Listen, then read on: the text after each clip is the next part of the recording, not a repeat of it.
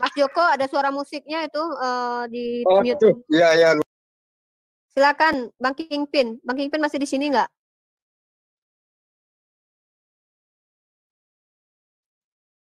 Citos pun udah pergi ya. Citos dari tadi Raisen, kasihan dia dari tadi tuh. Gara-gara Herdi sih. Oh, belum, masih ada Citos di sini ya. Bang Kingpin, masih Bang Kingpin ke mute ya? Bang Kingpin ke mute, bentar. Bang Kingpin ke mute sebentar. Oke. Di mute permanen mungkin ya. Unmute. Udah, Bang Kingpin udah saya unmute. Si Citos unmute dulu bentar. Nggak, simpel aja itu yang mana tuh yang benar tuh. Yang satu bilang itu cukup iman, yang satu bilang tuh nggak bisa cuma iman, harus perbuatan gitu. Tapi itu di antara dua itu tuh ada yang mendukung gitu. Jadi Petrus bilang itu nanti ada penginjilan gitu, buat orang mati gitu. Jadi orang udah mati, logikanya ya dia kan mesti kan udah ngerti, wah ternyata saya waktu di bumi ini, di dunia ini tuh melakukan dosa atau gimana. Berarti saya tuh harus tahu nih, kalau dia udah mati, dia tuh udah tahu, wah ada Tuhan dan surga dan neraka dan sebagainya gitu kan. Ya kan gitu kan. Nah, otomatis dia tuh pasti mau menerima gitu. Kalau itu benar-benar yang datang dari Tuhan. Cuman itu enaknya gitu. Jadi kalau tahu begitu ya, jadi makanya kan banyak tuh yang bisa misalkan kayak minuman keras, mabuk ya, judi dan sebagainya gitu. Toh nanti pun pas mereka udah mati dapat jadi penginjilan gitu kan. Nanti ada ya penginjilan ya, buat orang mati gitu. Jadi orang ada yang noise. Itu yang mana tuh benar tuh. Yang satu bilang itu cukup iman, yang satu bilang tuh nggak. Oke, siapa yang mau menjawab? Erben atau Erdi? Oke, jadi gini bro ya, Bro Citos dibuka dong. Iya. Halo, Erben. Iya. Sorry tadi tak tinggal soalnya. Bro Erben. Iya. Saya 1 menit boleh bro? Silakan. Pokoknya waktunya 5 menit. Oh Mbak Rifa, ini kalau Iya, Citos. Herdi, si Citos dari tadi itu angkat tangan. Maksudnya kalau saya mute nanti harus minta izin ya, aja kalau sepertinya iya Citos. Enggak, duluin aja lah Citos, Herdi, berbagi aja. Kamu kan dari tadi udah berapa kali TikTok. Oh, enggak apa-apa. Saya silakan Bang Herdi aja. Bang Herdi mau jawab Bang Kingpin kan? Oke, boleh. Berarti enggak apa-apa Citos ya. Jadi jangan bilang boleh. Saya mau share data. Saya mau share dulu, boleh? Halo? Silakan, bisa nggak? Apa nggak bisa? Belum boleh. Belum boleh. Aduh, gimana caranya ya? Tunggu. Ada yang bisa bantu aku nggak? Yang selain aku, Pak Buda Angon atau Bang Ucok? Gimana caranya mengizinkan partisipan lain untuk share? Aku nggak tahu. Aku cuma bisa mute all aja ini. Bang Malik dikirim aja linknya ke chat, nanti biar dibantu sama Unirifa mungkin. Oh, oke bro. Tunggu, saya lagi ini bentar. Ini yang co-host di sini, coba saya sebutin namanya. Udah bisa. Silakan, udah bisa. Bang Muhammad Zain kan host. Ini Bang Muhammad Zain kan host. Bisa nggak? Sudah bisa itu? Sudah bisa. Oh, Bang Herdi sudah bisa. Silakan. Oke. Jadi gini ya. Sebentar. Ini tolong host jangan sembarang masukin orang ya. Yang kira-kira bahasa baru atau yang nggak dikenal jangan dimasukin. Udah kita ini tadi. Yuk lanjut. Saya mau bantah narasi yang mengatakan bertobat dahulu baru masuk neraka, masuk surga. Di sini nggak seperti itu bro, karena memang syarat masuk selamat itu Islam. Ya, jadi tidak ada pertobatan bro. Anda tanpa bertobat nggak apa-apa. Nah, ini datanya ya. Nah, di sini di hari kiamat, kelak sekelompok dari kaum muslimin akan datang membawa dosa sebesar gunung. Oke? Jadi datang membawa dosa sebesar gunung, lalu Allah mengampuni. Jadi mereka diampuni tanpa bertobat. Mereka datang kepada Allah membawa dosa sebesar gunung, lalu diampuni. Lalu kemana dosa mereka? Dosa mereka dibebankan kepada Yahudi dan Nasrani yang menjadi penebus mereka. Itu ahlul milal yang menjadi penebus mereka. Silakan Bro Erben, lanjut. Oke, jadi kalau bicara keselamatan di dalam Kristen itu gini ya. Mengapa harus diselamatkan? Artinya ada satu problem. Problemnya apa? Dosa. Dosa itu dampaknya apa? Yang pertama terpisah dari Allah, yang kedua manusia mengalami maut, yang ketiga takluk kepada iblis, yang keempat manusia mengalami kehancuran, kerusakan, esensi hakikatnya. Jadi keselamatan itu berasal dari situ, itu dulu yang harus diselesaikan. Makanya Yesus datang untuk menyelesaikan 4 perkara yang berkaitan dengan dosa. Jadi keselamatan dalam Kristen itu iman di dalam Kristus Yesus, dan sebagai frase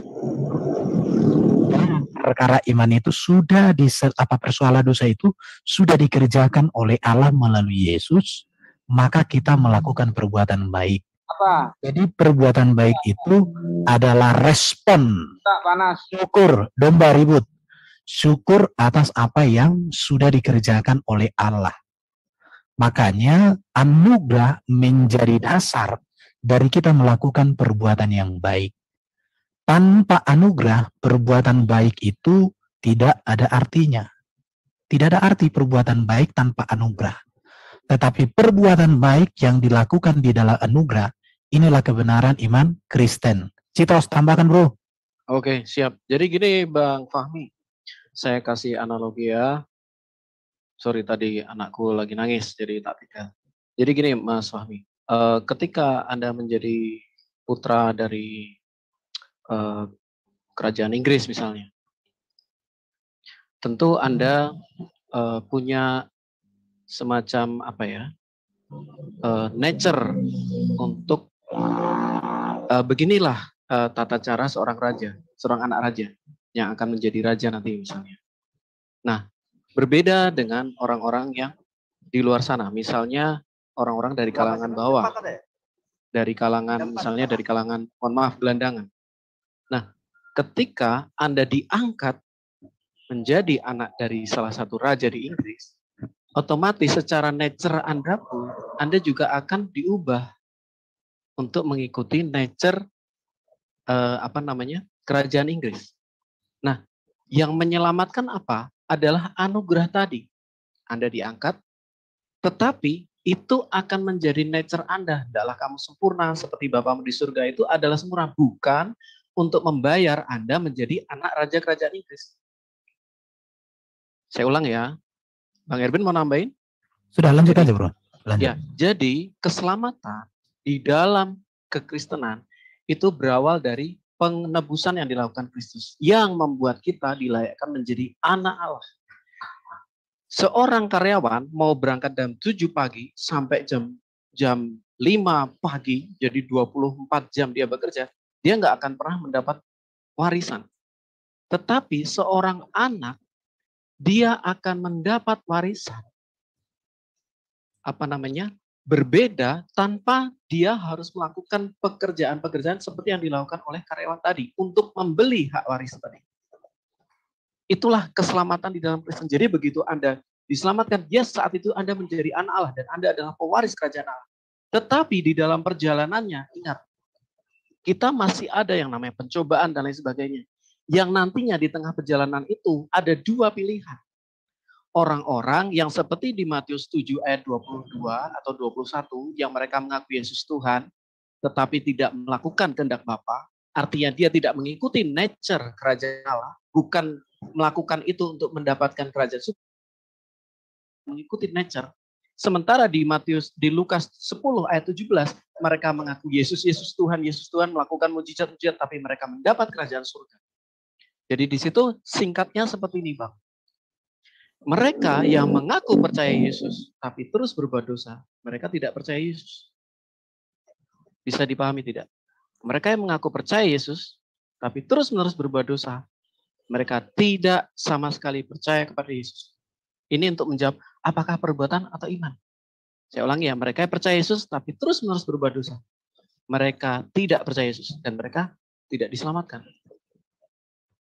Oke, ada lagi yang mau ditanyakan, Bang Kingpin? Silakan Bang Kingpin, dilanjutkan.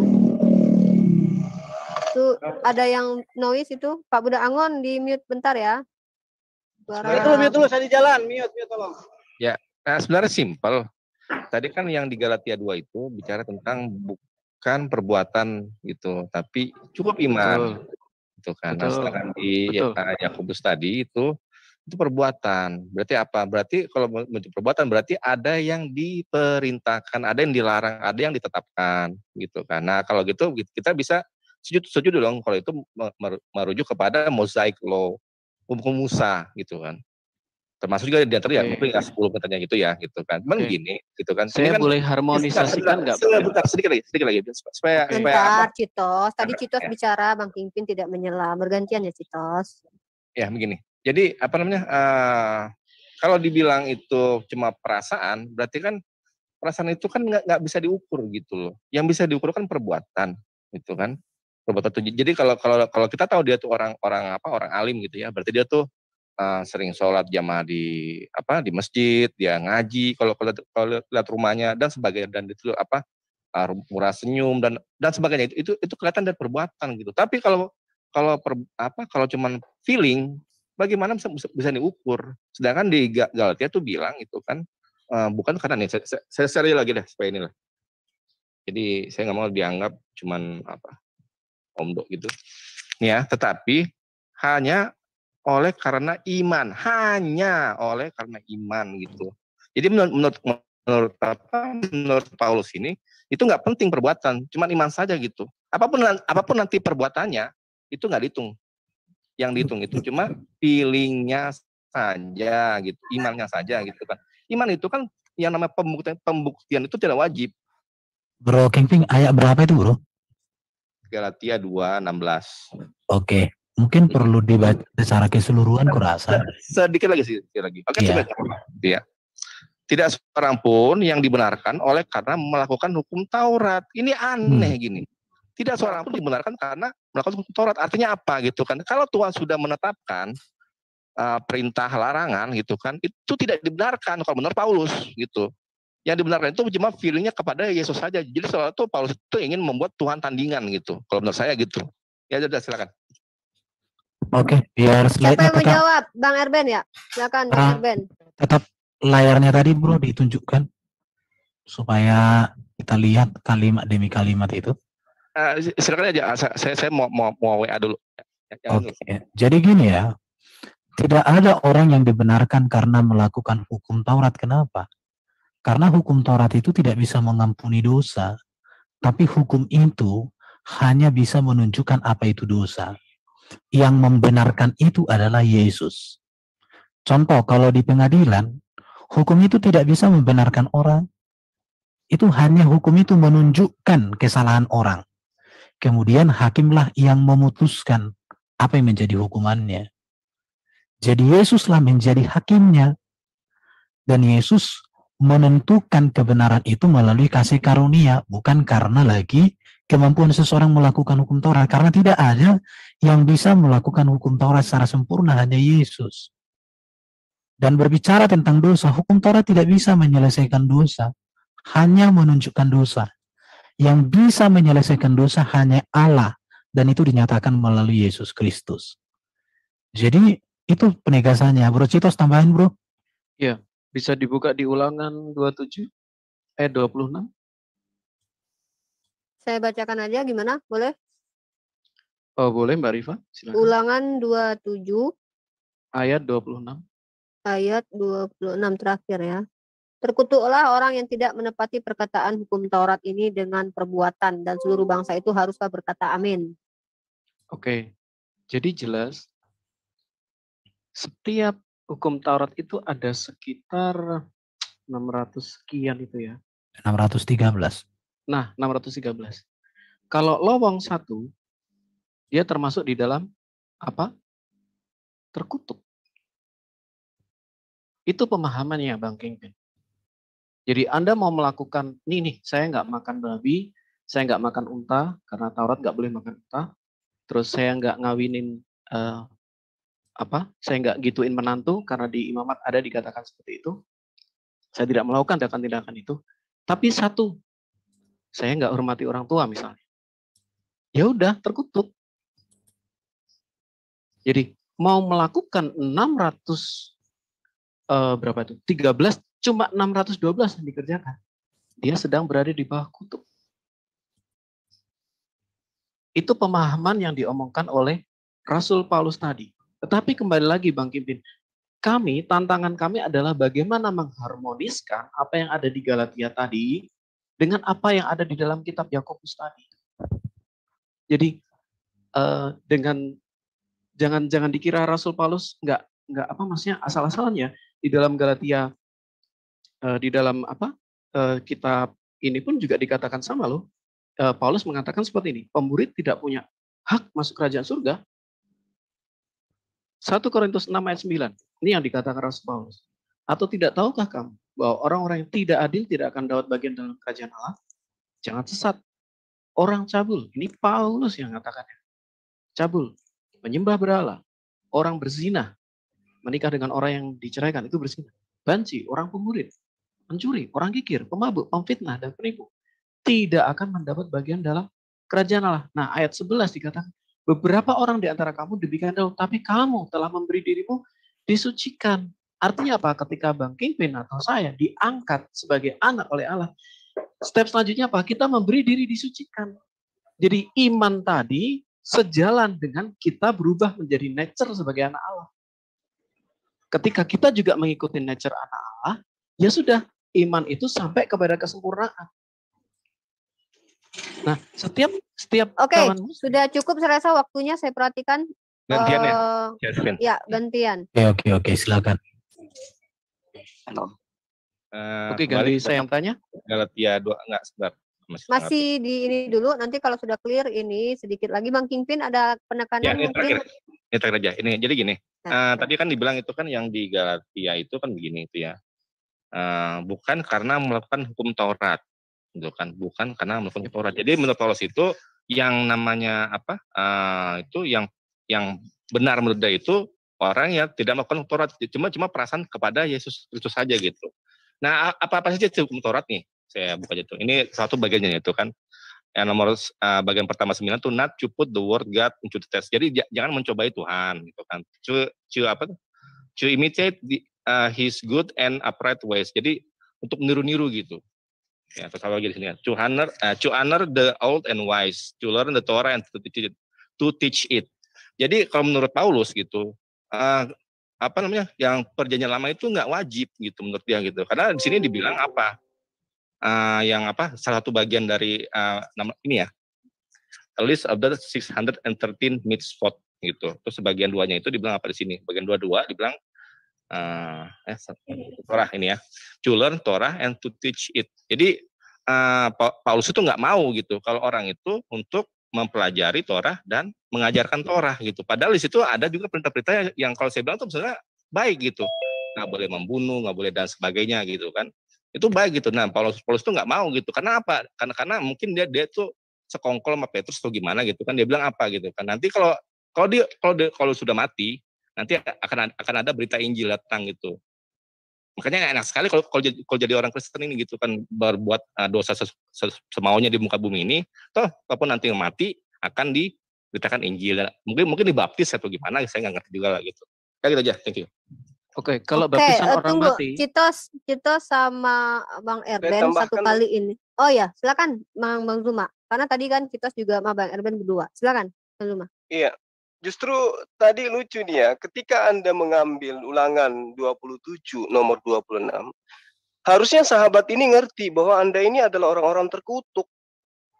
Terkutuklah orang yang tidak menepati perkataan hukum Taurat ini dengan perbuatan. Nah, Anda tidak menepati, berarti Anda terkutuk kan? Jadi dalil ini tidak ada hubungannya dengan pembatalan Taurat yang dilakukan oleh Paulus. Nggak ada hubungannya. Ini tidak dikatakan siapapun yang tidak melakukan satu Torah maka semuanya akan gagal. Tidak ada di dalam dalil Ulangan mengatakan begitu. Yang dimaksud di dalam Ulangan, terkutuk orang yang tidak menepati perkataan hukum Taurat dengan perbuatan. Jadi Taurat itu harus diaplikasikan dengan perbuatan, bukan hanya dalam hati saja, tapi harus dalam perbuatan. Makanya Tuhan terkait dengan hukum Torah dikatakan, akulah Tuhan Allahmu, hiduplah menurut ketetapan-ketetapanku dan lakukanlah peraturan-peraturanku dengan setia. Yeskel 20 nomor 19. Lalu diterangkan lagi di dalam Melki 4 nomor 4, ingatlah kepada Taurat yang telah kuperintahkan kepada Musa hambaku di Gunung Horeb untuk disampaikan kepada seluruh Israel, yakni ketetapan-ketetapan dan hukum-hukum. Jadi itu harus diingat kalau kalian mengaku sebagai pengikut Yesus. Ulangan 17 nomor 11. Menurut petunjuk yang diberikan kepada mereka dan menurut keputusan yang dikatakan kepada mereka kepadamu, haruslah engkau berbuat. Janganlah engkau menyimpang ke kanan, jangan menyimpang ke kiri dari keputusan yang diberitahukan mereka kepadamu tentang hukum Taurat ini yang diceritakan. Jadi bukan lagi kemudian ada aturan baru. Kejadian 26 nomor 5. Karena Abraham telah mendengarkan firman-Ku dan memelihara kewajibannya kepadaku, yaitu segala perintah, ketetapan, dan hukum-hukumku. Jadi dari dulu, Yesus ketika membacakan data Taurat kepada Bani Israel, Yesus mengajak mereka untuk taat, membuktikan ketaatan mereka dengan melakukan dengan perbuatan. Matius 19 nomor 17, Yesus menjawab, apakah sebabnya engkau bertanya kepadaku tentang apa yang baik? Hanya satu yang baik. Tetapi engkau, jika ingin masuk ke dalam hidup, turutilah segala perintah Tuhan, jangan ikuti perintah Paulus. Mohon maaf, ini apa? Jangan sampai pertanyaan lebih panjang dari jawaban moderator. Itu jawaban saya, bukan pertanyaan. Bukan, bro cuma nanti kalau ditanya Quran baru bro menjawab. Kalau tentang Alkitab saya pikir biar kami yang menjawab. Tadi Bang Herdi juga melakukan hal yang sama. Bukan, ini kan be fair aja, be fair. Bentar. Tadi Ini Herdi juga sebentar Bu Mirifa, ini udah sesi yang baru toh. Jadi Herdi tadi seperti itu, Erben. Oke. Jadi gini ya. Aja Bang Erben. Oke, dengerin ya. Sekarang Bang Erben mau menjawab, kita kasih waktu. Ini 16.06. Dalam Keluaran 20 ayat 1 dan seterusnya. Ini ayat tidak pernah dilawan, ditentang oleh Paulus setelah dia menjadi Kristen. Tetapi di dalam ayat ini ada yang dilanggar oleh Paulus atas nama agama, menjadi teroris agama dia, yaitu kata jangan membunuh. Paulus pernah membunuh. Bahkan dia melakukan itu secara legalitas atas dasar agama, atas nama kitab. Tetapi setelah Paulus menjadi Kristen, Paulus tidak pernah membunuh. Tapi kalau dia dibunuh, iya, karena Kristus. Jangan berzina, Paulus nggak pernah berzina, bro. Jangan mencuri, Paulus nggak pernah mencuri. Jangan mengucapkan saksi dusta terhadap sesamamu, Paulus tidak pernah. Jangan mengingini rumah sesamamu, Paulus nggak pernah ingini istri orang. Ya, jangan mengingini istrinya, hambanya laki-laki, nggak pernah Paulus itu. Boleh perbudakan, nggak boleh.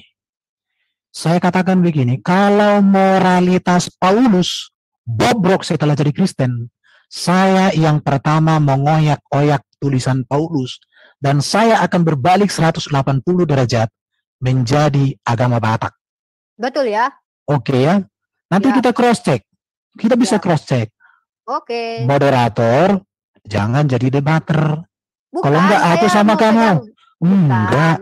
Tidak ada pernah Paulus menentang. Enggak, bentar. Moderator arahkan aja, bukan kamu. Saya sedang pegang itu untuk jadi enggak usah. Kamu itu nanti biarin ini pembicaramu yang ngomong, jangan kamu. Muslim, bukan Rus Muslim, belajar moderator jadi moderator. Saya kan ya, kata saya. Abang ya.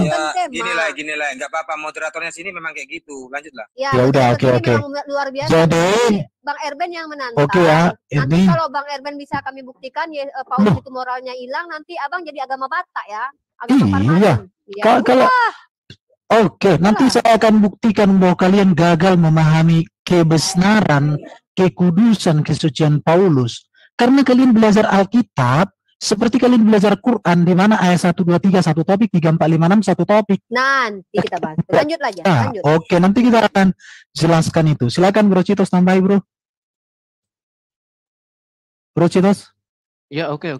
Ya, silakan Citos, waktunya tinggal 3 menit lagi. Oke, terima kasih.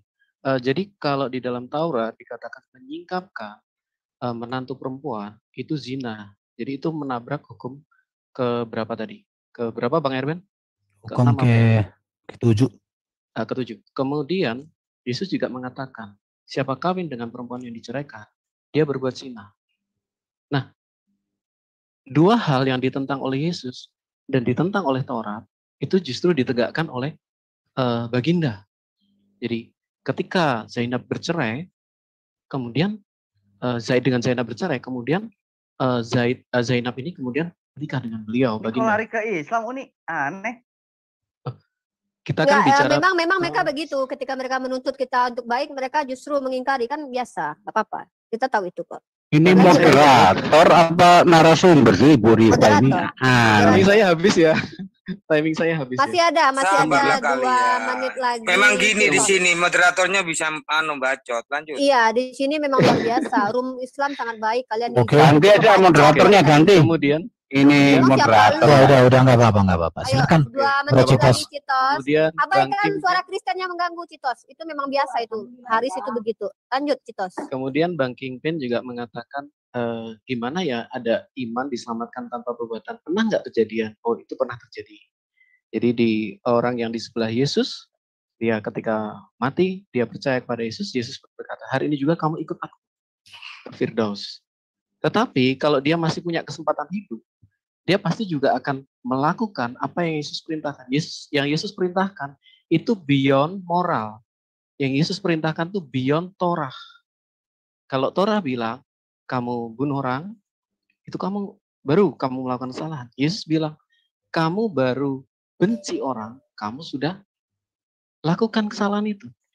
Kamu baru zina, baru berzina menurut Torah. Tetapi Yesus mengatakan, kamu ingini menantumu, kamu udah zina. Nah, hukum-hukum ini ada di dalam kitab kami dan kami pegang yang itu komplit di dalam kasihlah Tuhan dan kasihlah sama. 2 hukum itu beyond moral, di atas moral. Itulah yang kami pegang saat ini. Kenapa kami hidup saleh? Bukan untuk kami dapatkan keselamatan. Tidak, semua sudah dibayar oleh Kristus di atas kayu salib. Nggak ada satu orang pun yang bisa membayar itu. Zaman dulu orang melakukan korban untuk menebus dosanya. Tetapi Yesus membayar itu semua sesuai dengan janji nubuatan Mesias. Makanya kalau teman-teman ya mengalami penebusan Kristus, selanjutnya adalah Waktu habis, pengudusan. Citos. Oke, sekarang izinkan saya bertanya. Thank you ya. Terima kasih Mbak Rifa. Ya, ditanggapi dulu. Nanti setelah Bang Luma menanggapi dan Bang Kingpin, silakan kamu bertanya, Citos. Kalau ditanggapi, itu pertanyaan ke kami atau kami akan menanggapi jawab lagi? asumsi kalian berdua lah. Masa kami diam aja kalian berasumsi. Ayo lanjut Bang Luma dan Bang Kingpin menanggapi. Kemudian biarkan Citos bertanya. Silakan. Dulu atau? Mana Bang Luma, Bang Kingpin dulu ya. Oke. Ya, begini, Citos, yang kisah 2 orang di salib, samping salib itu, di Lukas itu kita nggak tahu informasi itu lebih jauh gitu. Tiba-tiba langsung dibilang, ya kamu ikut aku surga lah gitu kan. Kejadian lain juga ada waktu yang orang lumpuh gitu kan. Jadi karena apa? Karena imannya itu kan jadi kesanmu itu sudah terlewati lah gitu. Itu kata hamartia itu jangan cuma diartikan sebagai dosa, tapi mungkin kesalahan itu. Tapi gini, sebenarnya tadi saya cuma mau tegaskan itu, mana yang benar antara 2 orang ini, Yakobus sama si Paulus gitu. Yang satu bilang cukup iman, satu bilang nggak bisa, itu harus ada perbuatannya gitu.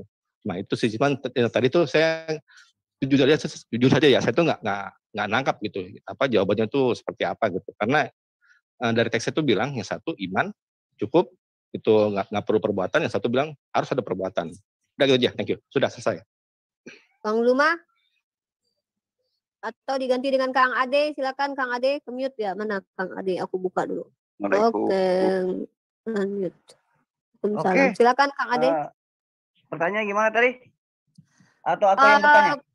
Bukan, pernyataan kan kita berlanjut tentang ini, tentang iman dan apakah amal apa iman yang menyelamatkan. Oke, tadi lalu dijawab sama si Citos sama Bang Erben.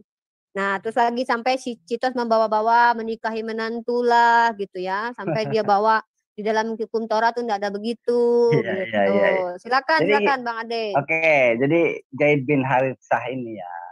Nih kamu harus tahu dulu Zaid bin Haritsah ini siapa. Nabi Muhammad itu tidak mempunyai putra. Putranya itu semua mati. Ibrahim mati. Ya, Ibrahim meninggal. Nabi Muhammad hanya mempunyai putri, bukan putra. Putra Zaid bin Haritsah itu adalah anak angkat. Anak angkat bukan anak kandung. Ya? Kalau di NT dinyatakan kalau anak kandung, anak angkat itu sama dengan anak kandung, di Islam beda. Kami berdasarkan nasab. Zaid bin Haritsah itu bukan anak kandung bagi Rasulullah.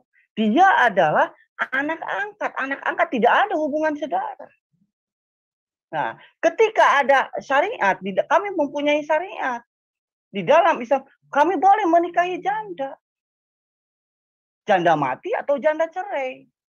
Karena Allah Maha tahu apa yang ada di dalam diri manusia. Bagaimana kalau seandainya janda, ya, seperti kalau seandainya di dalam Kristen janda mati maupun janda hidup tidak boleh menikah. Waduh, matilah dia. Nah, di sini Tuhan Anda yang menyiksa umatnya. Itu aja Uni, saya menjawabnya, simpel. Ya, oke. Silakan. Saya Citos, tanggapi kamu Bang Ade kasih. boleh nggak? Ini? Oh, nggak jadi bertanya, Citos. Oke. Saya boleh tanggapi sebentar dari Bang Ade sebelum saya bertanya. Saya ambil dari sumber Muslim sendiri. Silakan, Silakan, Bro. Oke. Bagi Ya. duit.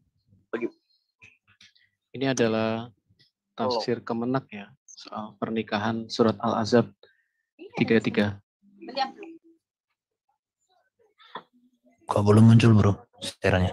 Oh, ini koneksiku, Bang. Ya udah ngomong aja, Bro, Ya. baca ayatnya. Oke. Mana? Pada intinya, kenapa Nabi menyembunyikan begini? Nabi tahu bahwa Said pada akhirnya akan bercerai dengan Zainab. Saya sudah tahu bahwa Said adalah anak putra putra dari Baginda yang putra angkat. Nah, tetapi bagaimana standar moral orang jahiliyah pada waktu itu? Hal itu pasti akan menjadi buah bibir di kalangan bangsa Arab. Karena sejak zaman jahiliyah mereka memandang bahwa anak angkat itu sama dengan anak kandung. Sehingga mereka melarang menikahi bekas anak angkat. Jadi saya melihat standar yang dibawa Baginda itu masih di bawah standar orang jahiliyah. Kurang lebih seperti itu, Mbak Rifa. Oke, sorry. Standar moral orang jahiliyah itu pergi bertawaf ke telanjang bulat. Apakah itu lebih tinggi daripada standar Islam? Jadi kalau bicara tentang standar moral itu jangan standar yang ditentukan oleh suatu kaum. Kalau mau memperbandingkan menurut orang kafir Bro Citos, saya aja yang share, Bro.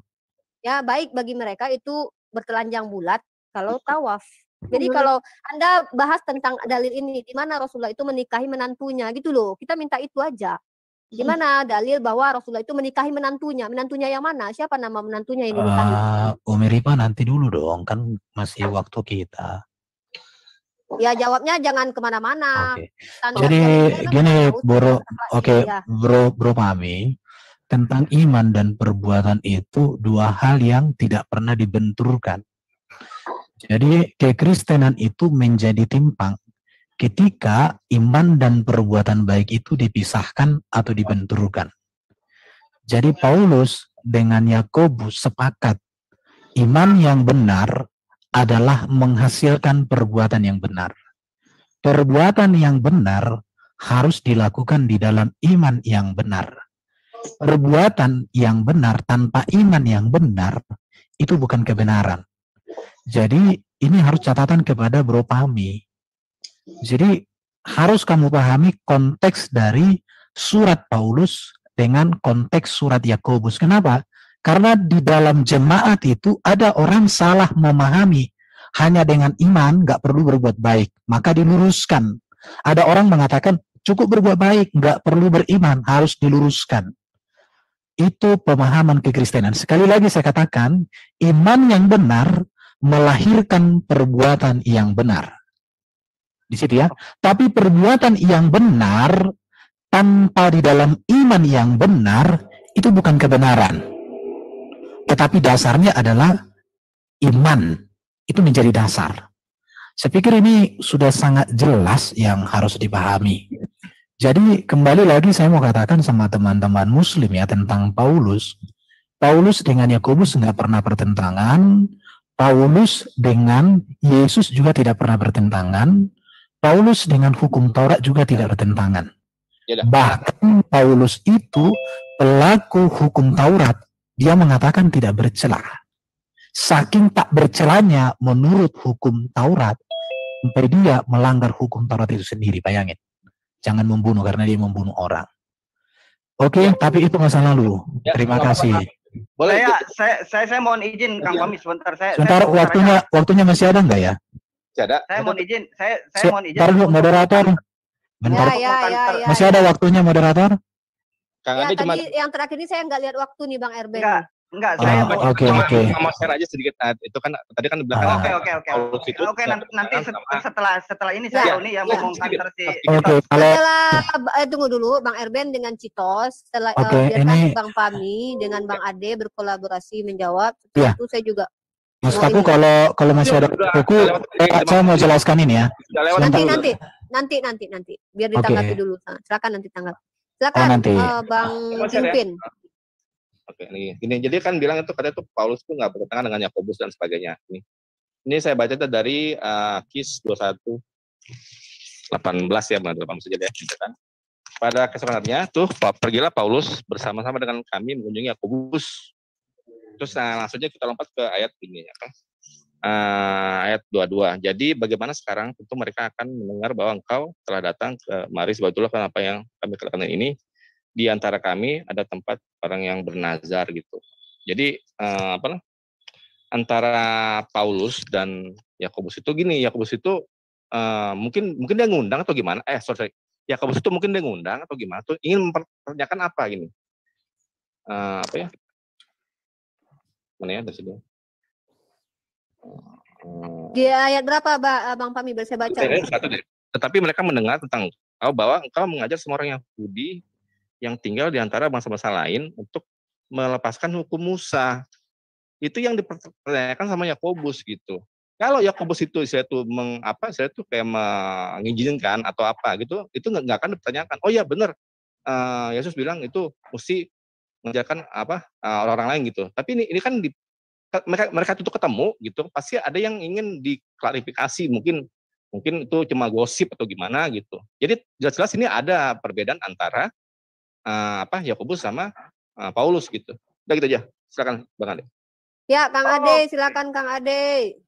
Oke, aku mau counter yang namanya Citos kucing unyu-unyu. Oke, gini ya. Ketika kamu ngomong bahwa di zaman jahiliyah itu asumsi. Kamu lihat aja bin. Kamu tahu nggak bin? Zaid bin Haritsah bukan Zaid bin Muhammad. Bin itu nasab itu. Aduh, jadi jangan samakan ya. Ya, Yesus anak Daud, Yesus anak Yusuf. Ya. Kalau memang seperti itu kamu mengatakan bahwa anak angkat dengan anak kandung itu sama.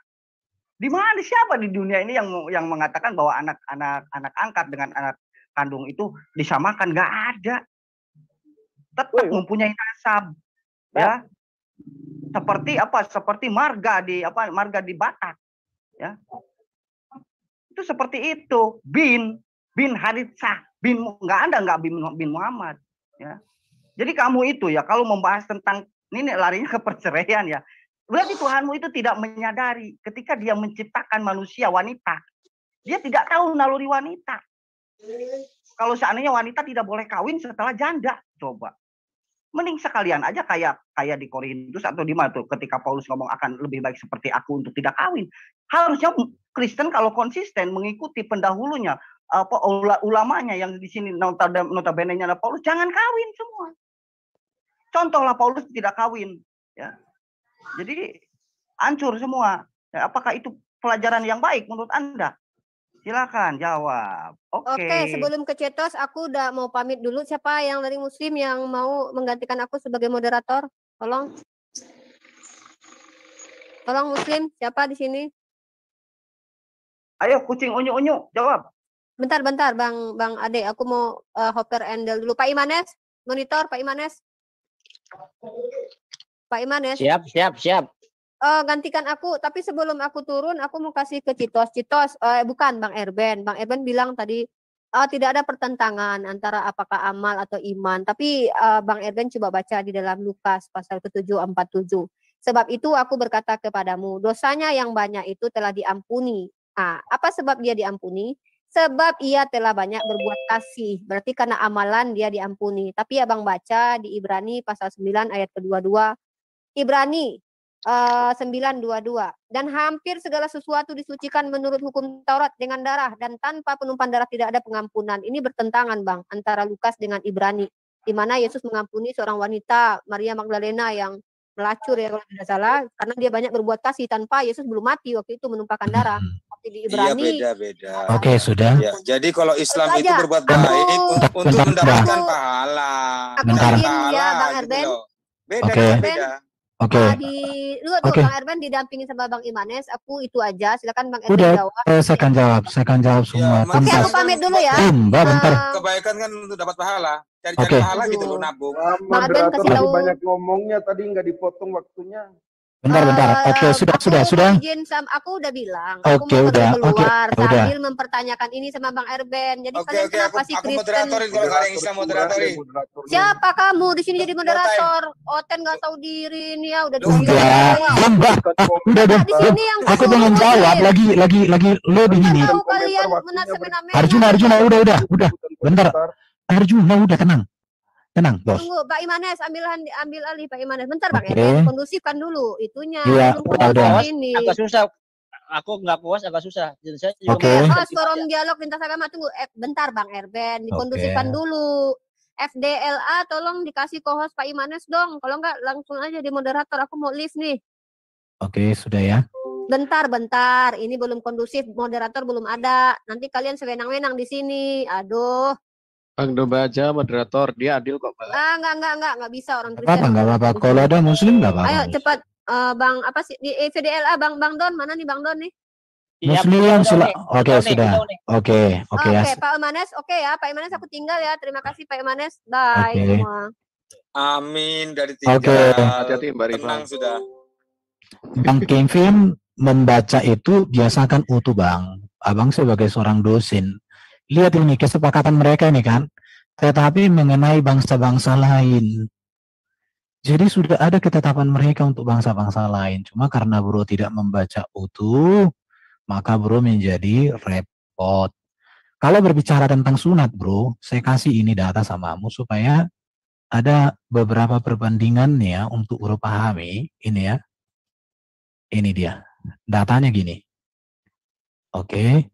Jadi Paulus terhadap sunat itu, orang non-Yahudi tidak bersunat dan tidak percaya Yesus itu tidak selamat. Orang Yahudi bersunat tetapi tidak percaya Yesus tidak selamat. Orang Yahudi bersunat percaya kepada Yesus selamat. Orang non-Yahudi bersunat percaya kepada Yesus selamat. Orang non-Yahudi tidak bersunat tapi percaya kepada Yesus selamat. Jadi ini kesimpulan, saya sudah membaca konteks ayat-ayat tentang sunat di dalam Alkitab. Maka saya mengambil kesimpulan. Jadi Bro Kempen sebagai seorang dosen membaca itu harus utuh dan secara komprehensif. Di situ kalau bicara tentang sunat atau bangsa-bangsa lain. Pertanyaan Umi Ripa, perhatikan ya. Keselamatan buat umat manusia, secara khusus Israel, sebelum Yesus mati di kayu salib, maka mereka menantikan atau mereka masih melakukan ibadah kurban. Jadi ketika Yesus, dosamu sudah diampuni karena engkau banyak melakukan perbuatan baik. Orang Israel itu memang senantiasa mempersembahkan kurban sebagai penebusan dan pendamaian mereka. Dan itu mereka lakukan. Tetapi setelah Yesus mati di kayu salib, semua kurban-kurban itu tidak dilakukan lagi. Jadi di sini Umi Ripa tidak memiliki pemahaman yang utuh dan menyeluruh. Tapi pemahaman yang sempit dan dangkal dan tipis sekali. Itu yang perlu. Jadi umat PL itu percaya kepada janji kedatangan Mesias yang akan menyempurnakan semua hukum kurban. Dan orang Yahudi percaya akan hal itu. Maka Yesus katakan, imanmu, engkau sudah diselamatkan. Kau banyak melakukan perbuatan baik. Karena orang Yahudi itu umat pilihan. Mereka percaya kepada Mesias yang akan datang. Dan Yesuslah Mesias yang menggenapi itu. Begitu, tetapi setelah Yesus, seluruh kurban itu sudah disempurnakan digenapi Yesus pada dirinya. Bro Citos, lengkapi bro. Iya, jadi pengampunan dosa yang dilakukan Yesus, kenapa? Karena dia melalui darahnya sudah membayar dosa si Maria Magdalena tadi. Dia punya hak, nantinya tetap dia percaya kepada Yesus dan darah itu tercurah juga buat dia. Di dalam perjanjian lama, tidak ada pengampunan dosa tanpa penumpahan darah. Bahkan dosa yang tidak disengaja pun, hukumnya cuma satu, harus ada penumpahan darah. Kenapa? Karena Allah suci, sangat suci. Dan di dalam dirinya hanya ada keadilan. Orang yang bersalah, dia harus mana suaranya ini dilakukan dia harus dihukum. Sama juga dengan teman-teman kalau menggunakan nasi goreng, makan nasi goreng, tapi ada sedikit minyak babi, pasti Anda akan buang. Dan dosa di hadapan Allah juga akan dikatakan seperti itu. Akan dibuang sedikit pun itu. Bedanya memang reaksinya. Nah, pengorbanan Yesus itu melalui darahnya sama sebagai tipologi pada zaman perjanjian lama adalah darah anak domba. Demikian pula penggenapannya adalah kedatangan Mesias yang menyelesaikan permasalahan akan dosa itu tadi. Dengan diselesaikannya itu maka kita yang percaya kita juga mendapat keselamatan melalui korban darah tadi.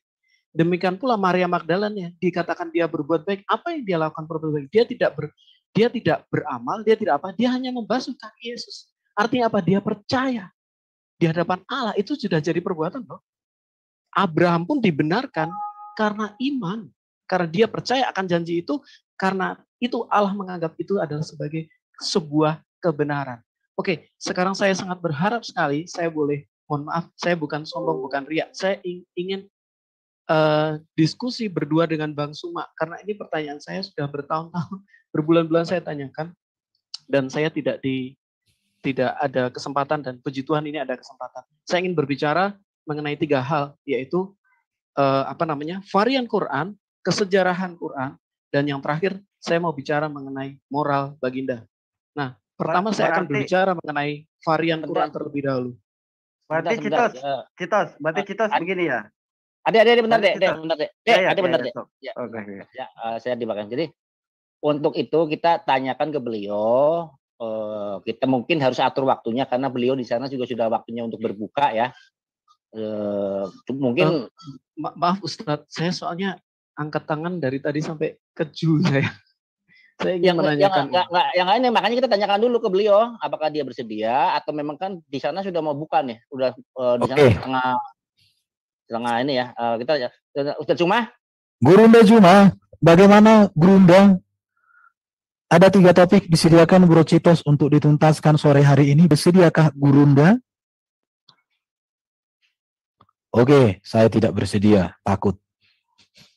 Bukan takut itu lagi ini gitu kan. Ya, enggak. Saya enggak pernah takut. Dia lebih baik mengutamakan ibadah, berbuka puasa ibadah daripada ngeladenin congor lu. Terus punyanya apa sih yang untuk bisa menjadikan takut? Enggak lah, aku bercanda aja. Iya, bercanda Bang. Itu yang 2 arah ya. Mas itu kalau itu yang 2 arah gitu. Jadi kalau kita mau bahas itu varian, berarti dari Bible dan Quran gitu. Iya, oke, siap. Itu kalau mau gitu. Aku enggak masalah sih. Saya enggak ada masalah. Aku mau kantor kucing unyu-unyu. Nih, gini nih, Meong. Sebentar Bang Ade. Saya sudah berjam-jam menunggu supaya saya diizinkan. Enggak. Aku mau mengkantor kamu gitu. Ketika Anda bisa ketik, Bang. Tapi saya sangat membutuhkan jawaban Bang Suma. Enggak, saya sebentar deh, ada sebentar deh. Enggak mau lu dipaksa tuh. Bukan enggak mau. Berarti lu pengecut lu. Ada bentar deh, Citos. Bukan enggak mau. Waktunya beliau belum tepat. Nanti kalau memang ini kita atur waktunya. Ya yang lain aja yang bisa jawab. Gini Bang. Ini Bang Budangan toh Bang. Nanti kalau Bang Budangan atau Bang siapa? Jadi Imanes. Bang Imanes ya. Saya dengan Ustadz Alwan, Ustadz Cuma. Oke, ditunggu kalau deket ya. Jadi Ustadz Alwan pun juga mengatakan saya kasih kamu karpet merah. Saya juga berharap tadi. Oke, Bro Citos, I love you. Jadi gini juga, Bro Citos, udah ada tantangan buat Bro Juma. Aku tantanganku sama Bro Juma, ada moderator yang netral, dia bebas bertanya tentang Alkitab, saya ladeni. Kapanpun, di Zoom manapun.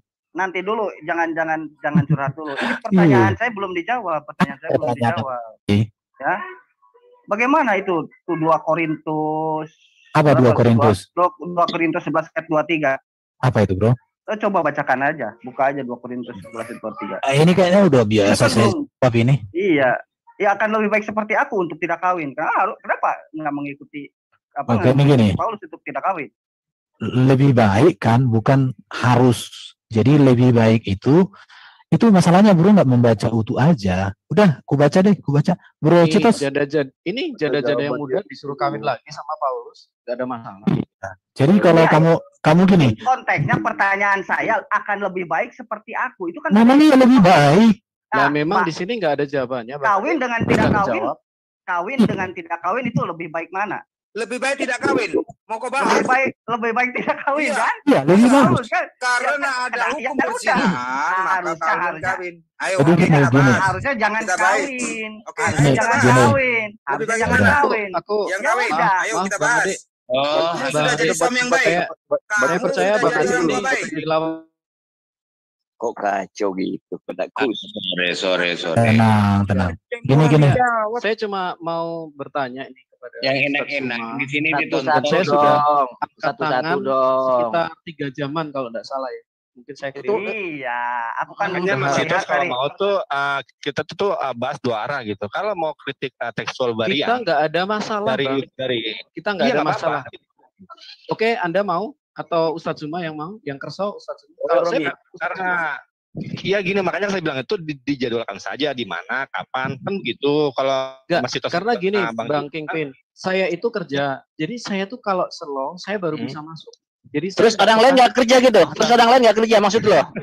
Loh, ya silahkan buat Anda bisa lakukan itu, Bang. Tapi kalau Ya saya makanya diatur. Loh, Kapan saya Anda atur, bisa? saya memang sudah sampaikan buat semua teman muslim. Saya Bentar, kalau Bang. saya bisa, saya sempat, saya datang.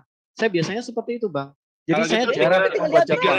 tinggal nomor HP-nya aja, Atau WA-nya. gini lah. Ada mau dituliskan Sebentar. nomornya. Nanti Yud, mau dihubungi. sebentar, Yud. Ini Sebentar, enggak, Yud. pada saat Artinya, ini belum pernah terjadi. Citos, sebentar. Artinya begini aja, lu belum beruntung itu aja dulu. Besok barangkali beruntung, gitu aja. Ngapa sih baper amat? Kayaknya besok kiamat enggak. gitu loh. Bukan baper, Bang. Soalnya Sudah kita sebulan. udah berulang-ulang gitu loh. Sudah sebulan, mau nunggu berapa bulan? 9 bulan Iya. biar keluar. Ya tinggal diadu aja nanti, kan belum sempet aja, ya kan? Bro Citos, udahlah kita berdua aja lah debat.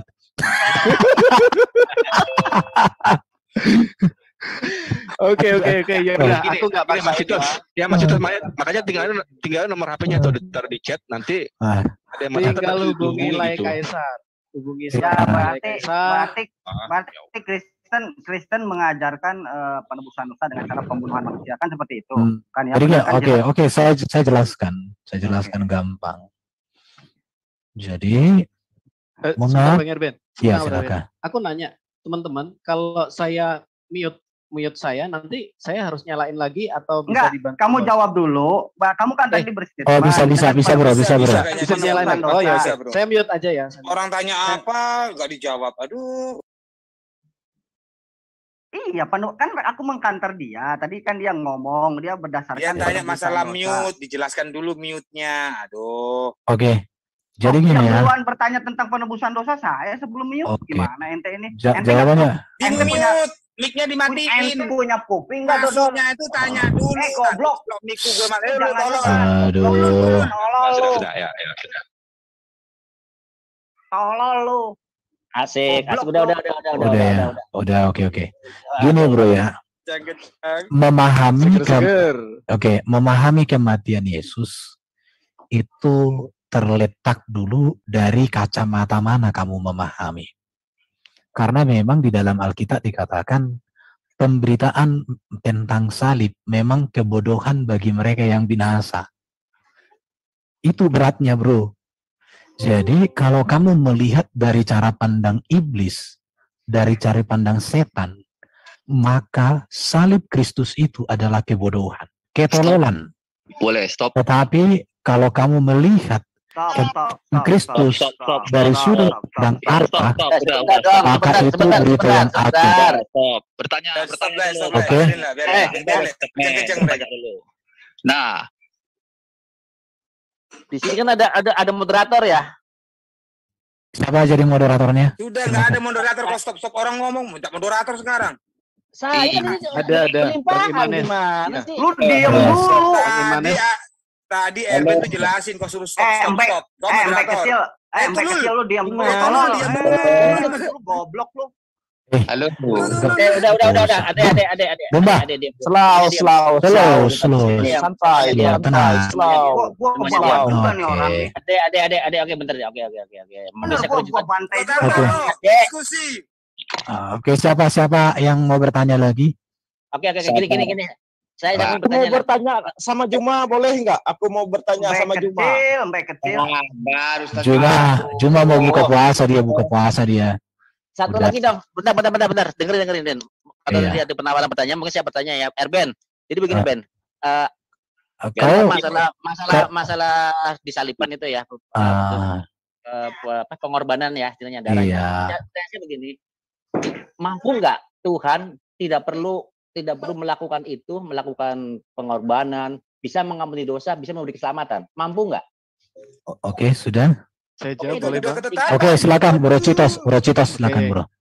Saya pernah sharing ini kok Bang Imanes. Jadi gini Bang Imanes, Allah ini mirip kayak gini. Allah bisa nggak berbuat dosa? Gitu. Pertanyaan ini mirip seperti itu. Kalau dia maha kuasa, bisa nggak? Pertanyaan bukan begitu. Ya. Pertanyaan bisa nggak memberikan pengampunan, memberikan keselamatan tanpa melakukan penyaliban anaknya gitu loh. Ya, sebentar ya Bang Imanes. Mohon maaf Bang Imanes. Saya juga menanyakan ini, saya menjelaskan dengan memberikan analogi yang sama.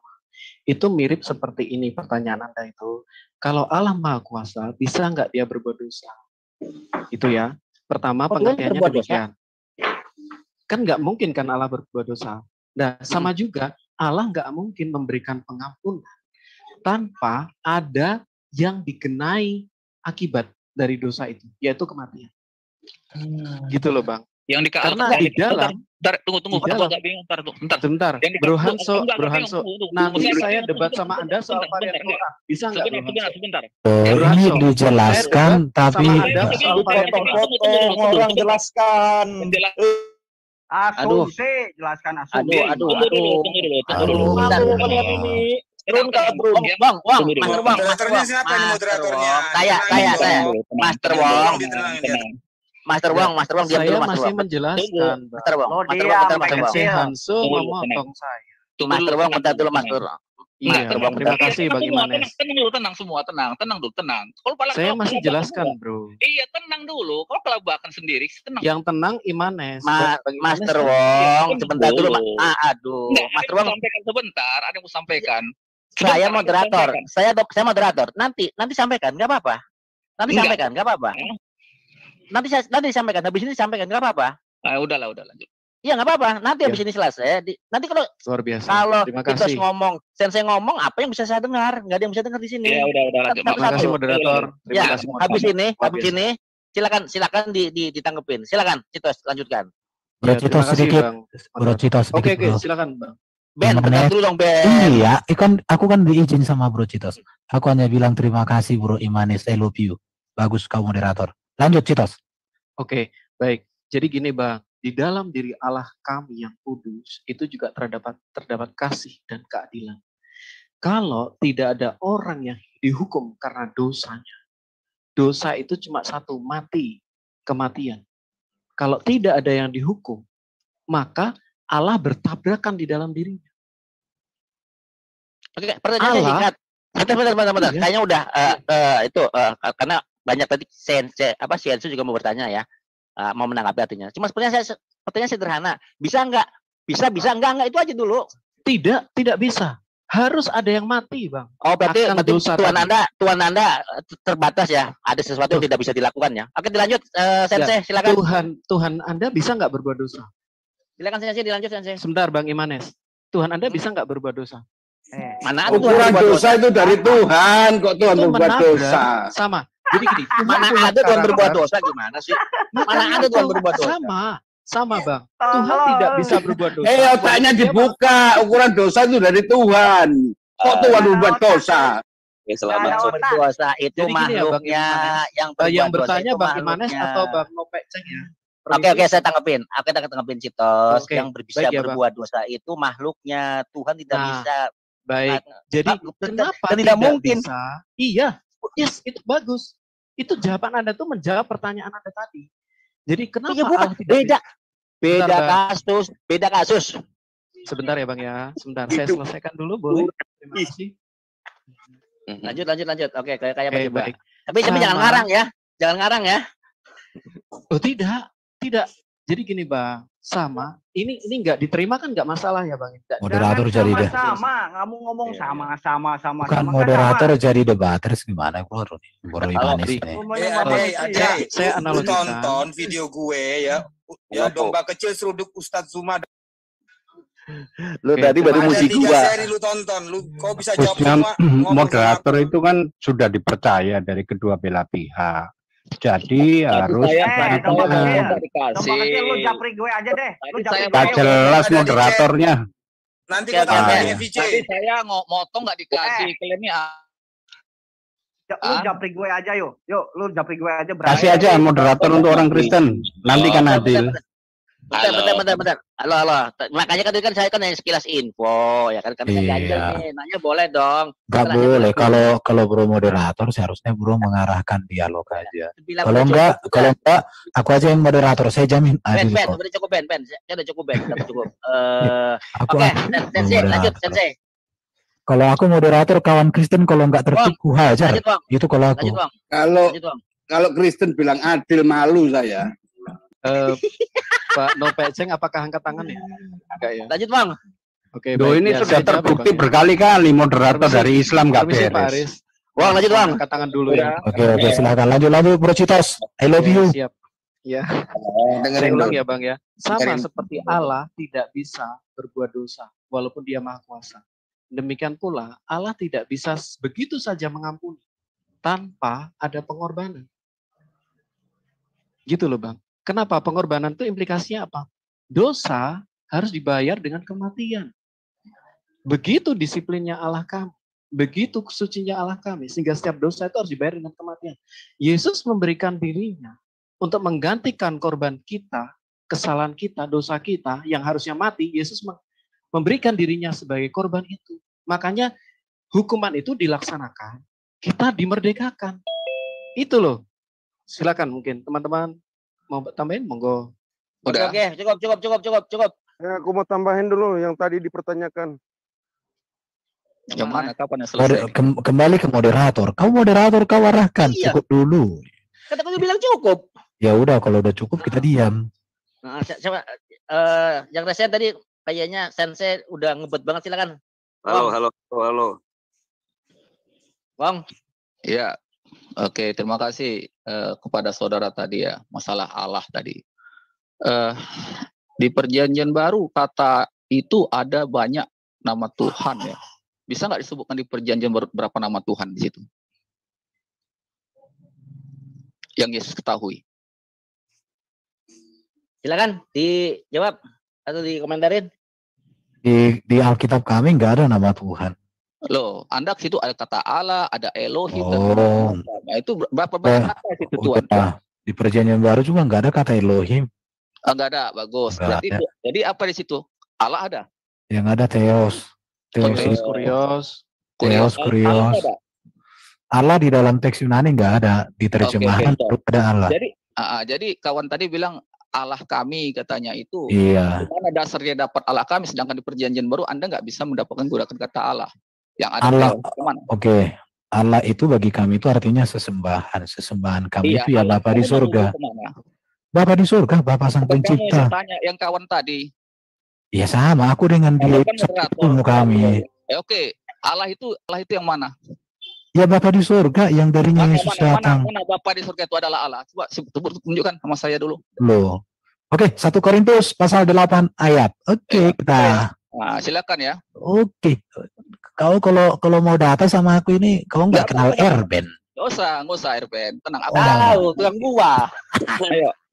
Kau. Kata Paulus ya, Paulus mengatakan bahwa dia memang kenal dengan kata Allah ya. Oke, 1 Korintus 8. Iya, bahasa Korintus bahasa apa? Lihat ya. Iya. Sebab sungguh pun apa yang disebut Allah baik di surga maupun di bumi. Ya?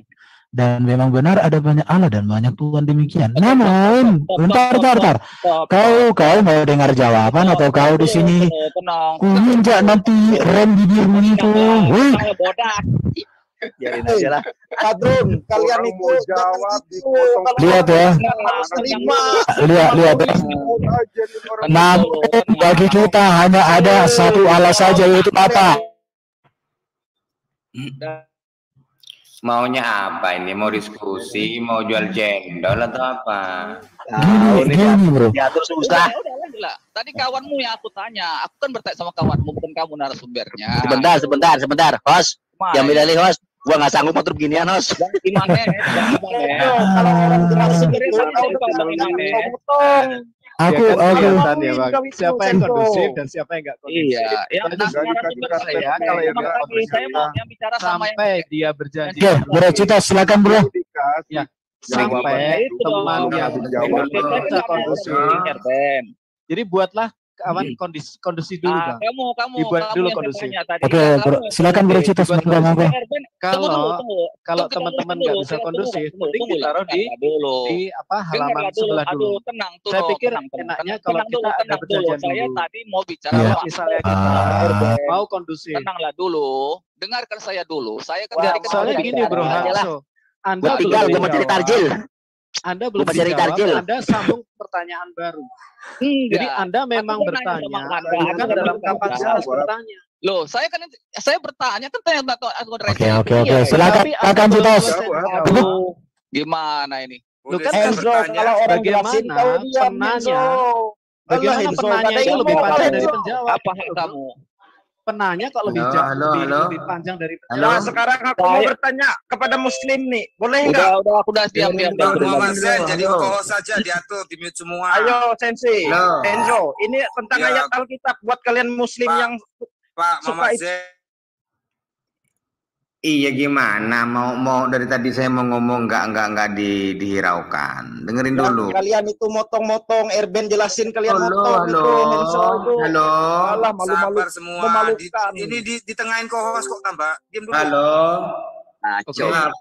Kalau Anda tidak mau ini. Oke, terima kasih kawan-kawan Muslim. Diberkati dalam ujung akhir puasa ini. Semoga kalian ketemu dengan jurus yang pasti. Erben dengan menginjili saya kan. Saya mau tanya sama kamu. Kau bilang kemarin janji. Mau berangkat tadi kau tanya. Silakan ada Bang Arjuna. Ada Bang Arjuna. Bentar dulu. Saya mau belajar sama Anda. Oke. Mau belajar mungkin macam begal gitu. Bentar bentar dulu. Halo, dengerin. Ya, alamatnya itu di FBC. Room ini gini, Sensei. Halo, dengerin dulu. Mau belajar sama Erben lah, boleh gak? Oke, boleh. Gini. Oke. Sensei. Sebentar kawan. Supaya dialog saya dengan Sensei itu bagus, kita pakai timer, ada moderator yang netral, saya siap meladeni kamu, tuntas. Saya moderatori. Oke. Ya, pokoknya saya bertanya sekarang. Alamat untuk belajar sama Oke. Nggak apa-apa, di sini. Sebentar, Bomba. Bentar. Bomba, dengar. Di room ini pun saat ini saya siap. Syaratnya satu. Yang co-host, aku, kamu, dan moderator. Udah. Supaya tertib. Kita berdua aja. Tolong bisa dipenuhi nggak? Saya ladeni kamu. Muhammad Zen, tolong dijadikan sampean moderator aja. Iya. Antara Erben sama. Oke, ayo. Jangan dipotong. Oke, entar dulu. Siapa yang mau minta ini? Oke, jadikan aku co-host, Sensei co-host dan moderator, yang lain biar nanti mic-nya di-mute permanen. Ya, 15 menit aja. 15 menit aja. Pertanyaan, 5 menit jawaban. Iya, apa-apa. Saya mau bertanya aja nggak apa-apa. Iya, tapi enggak. Pastikan dulu moderatornya. Potong. Udah, kita cara baik ya. Udah. Oke, lanjut tadi Erben yang tadi, Bang. Bang Erben, moderatornya dulu, Bro. Moderatornya dulu. Biar ada waktu. Kalau rusuh ya nggak usah dialog. Iya. Dan ini 2 arah ya, Bang Erben? Iya, 2 arah boleh. 2 arah. Ya. 1 arah kuladeni kau. Satu arah saja. Ya udah nggak apa-apa. 2 arah dia bisa jawab lah. 2 arah aja. Udah 2 arah nggak bisa jawab dia nanti. Nggak apa-apa. Kamu nggak usah ngatur di situ. Aku mah Erben aja. Ayo. Kenapa kau takut kalau 2 arah? Oke, silakan kemudian moderatornya. Mau bertanya berapa kali? Oke, mana kok hostnya? Sudah itu, silakan tapi yang tertib ya. Tunjukkan kalau ini yang ngomong bapak-bapak, jangan kayak ibu-ibu gitu ya. Itu Pak ya. Tunjukkan kalau Anda itu bisa jadi motivasi orang di luar sana. Oke, sudah. Ya, Mainkan. oke, silahkan. Oke, pertanyaan yang tadi ya. Ya, jangan dulu Bang. Timernya Bang. Bang Oke. Domba. Monggo Bang Domba timernya. Oke. Aku nggak tahu alamat timer di mana alamat timernya. Udah apa pas. Ayo Bro Erben, kita kedua aja. Aku 15 Oke, menit. lihat ya. Aku mau belajar Alkitab Mbak Erben. Oke, mantap. Kalau kamu ada kerinduan. Iya, Namun bagi kita hanya ada satu Allah saja, yaitu Bapa, yang daripadanya berasal segala sesuatu dan untuk Dia kita hidup. Dan satu Tuhan saja, yaitu Yesus Kristus, yang olehnya segala sesuatu telah dijadikan dan karena Dia kita hidup. Jadi Allah kami yang kami sembah itu adalah Bapa di surga. Tuhan kami adalah Yesus Kristus satu-satunya. Oke? Udah? Sudah? Oke, boleh tanya? Ya, memang tugasmu bertanya. Oh iya. Iya. Enggak, buka karena tadi share screen-nya, saya mau belajar. Oh. Bagus. Oke, di nomor 5 itu, sebab sungguh pun ada apa yang disebut Allah. Kita kutip ya. Kita garis bawahi Allah. Baik di surga maupun di bumi, berarti Allah itu ada di surga ataupun di bumi ya. Sepakat? Iya. Oke, pertanyaannya Allah itu kenapa huruf kecil di situ? Iya, karena memang Allah ini kan kata yang netral di dalam Alkitab. Kata ini bisa dialamatkan kepada Allah yang benar, bisa juga kepada Allah palsu, bahkan juga kepada para malaikat atau orang-orang seperti Musa disebut juga Allah. Jadi artinya begini bro, Allah itu kata yang netral. Bagi orang Kristen, Allahnya ya Bapa di surga. Bagi agama lain, ya Allahnya itu juga Allah, tapi berhala bagi kami. Bukan Bapa di surga itu, karena itu netral. Oke ya. Kita ke titik Allah dulu ya. Dari mana di situ Paulus tahu tulisan kata Allah itu? Ini kata Allah ini bukan tulisan Paulus. Oh, jadi tulisan apa itu? Ini terjemahan LAI dari kata dari Theos. Oh, dari Theos. Kenapa nggak dibuat Theos saja? Kenapa mesti buat Allah itu? Karena LAI menerjemahkan Alkitab ke dalam bahasa Indonesia.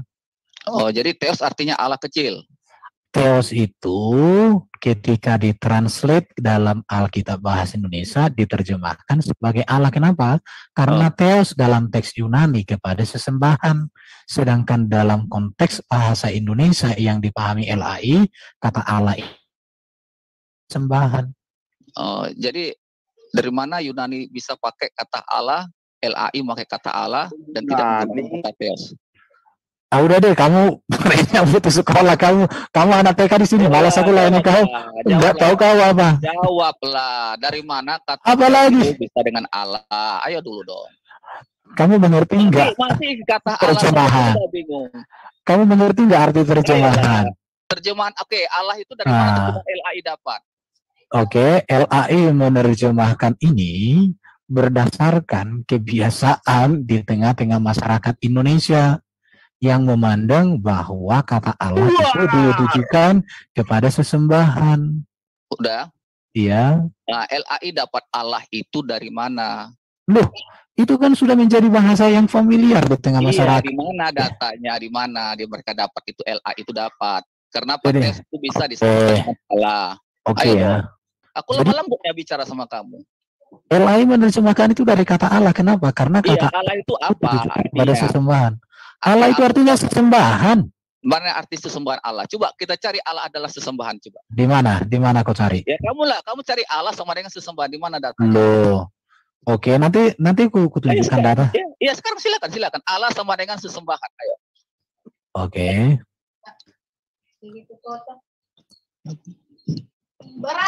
Loh, kok ada roti?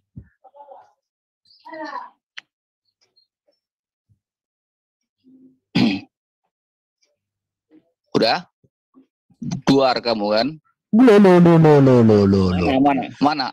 Mana? Allah sama dengan sesembahan. Lihat ya, di dalam ini Wikipedia aja Allah bahasa Arab adalah kata bahasa Arab untuk nama Tuhan, itu konteks Islam ya. Mana? al-ilah, artinya yang berhak disembah. Itu katanya kan? Yang Iya. berhak disembah kan? Iya. Lalu tadi Allah sama dengan sesembahan. Mana kata sesembahan? Itu yang berhak disembah, bukan sesembahan itu. Ayo, sesembahan yang saya tarik sama kamu. Aduh, kamu itu kurang vitamin. Oke, saya jelaskan Kamu deh. yang kurang makan vitaminnya. Oke, saya jelaskan ya. Sejarah kata Allah sebelum KBBI. Mana? Oke, sebentar saya cari data saya ada. Ini udah ulang udah bosan aku bilangnya menjelaskan. Ya, nggak apa-apa.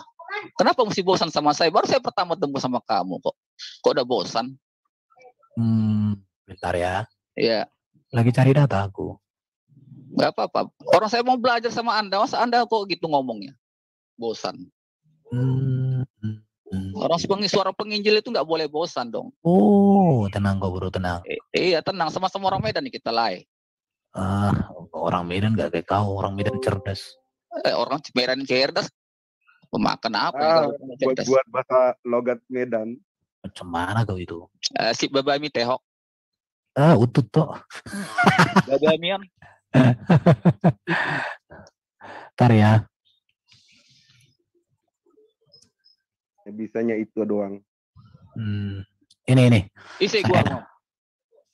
Ngapain kau tanya nama aku?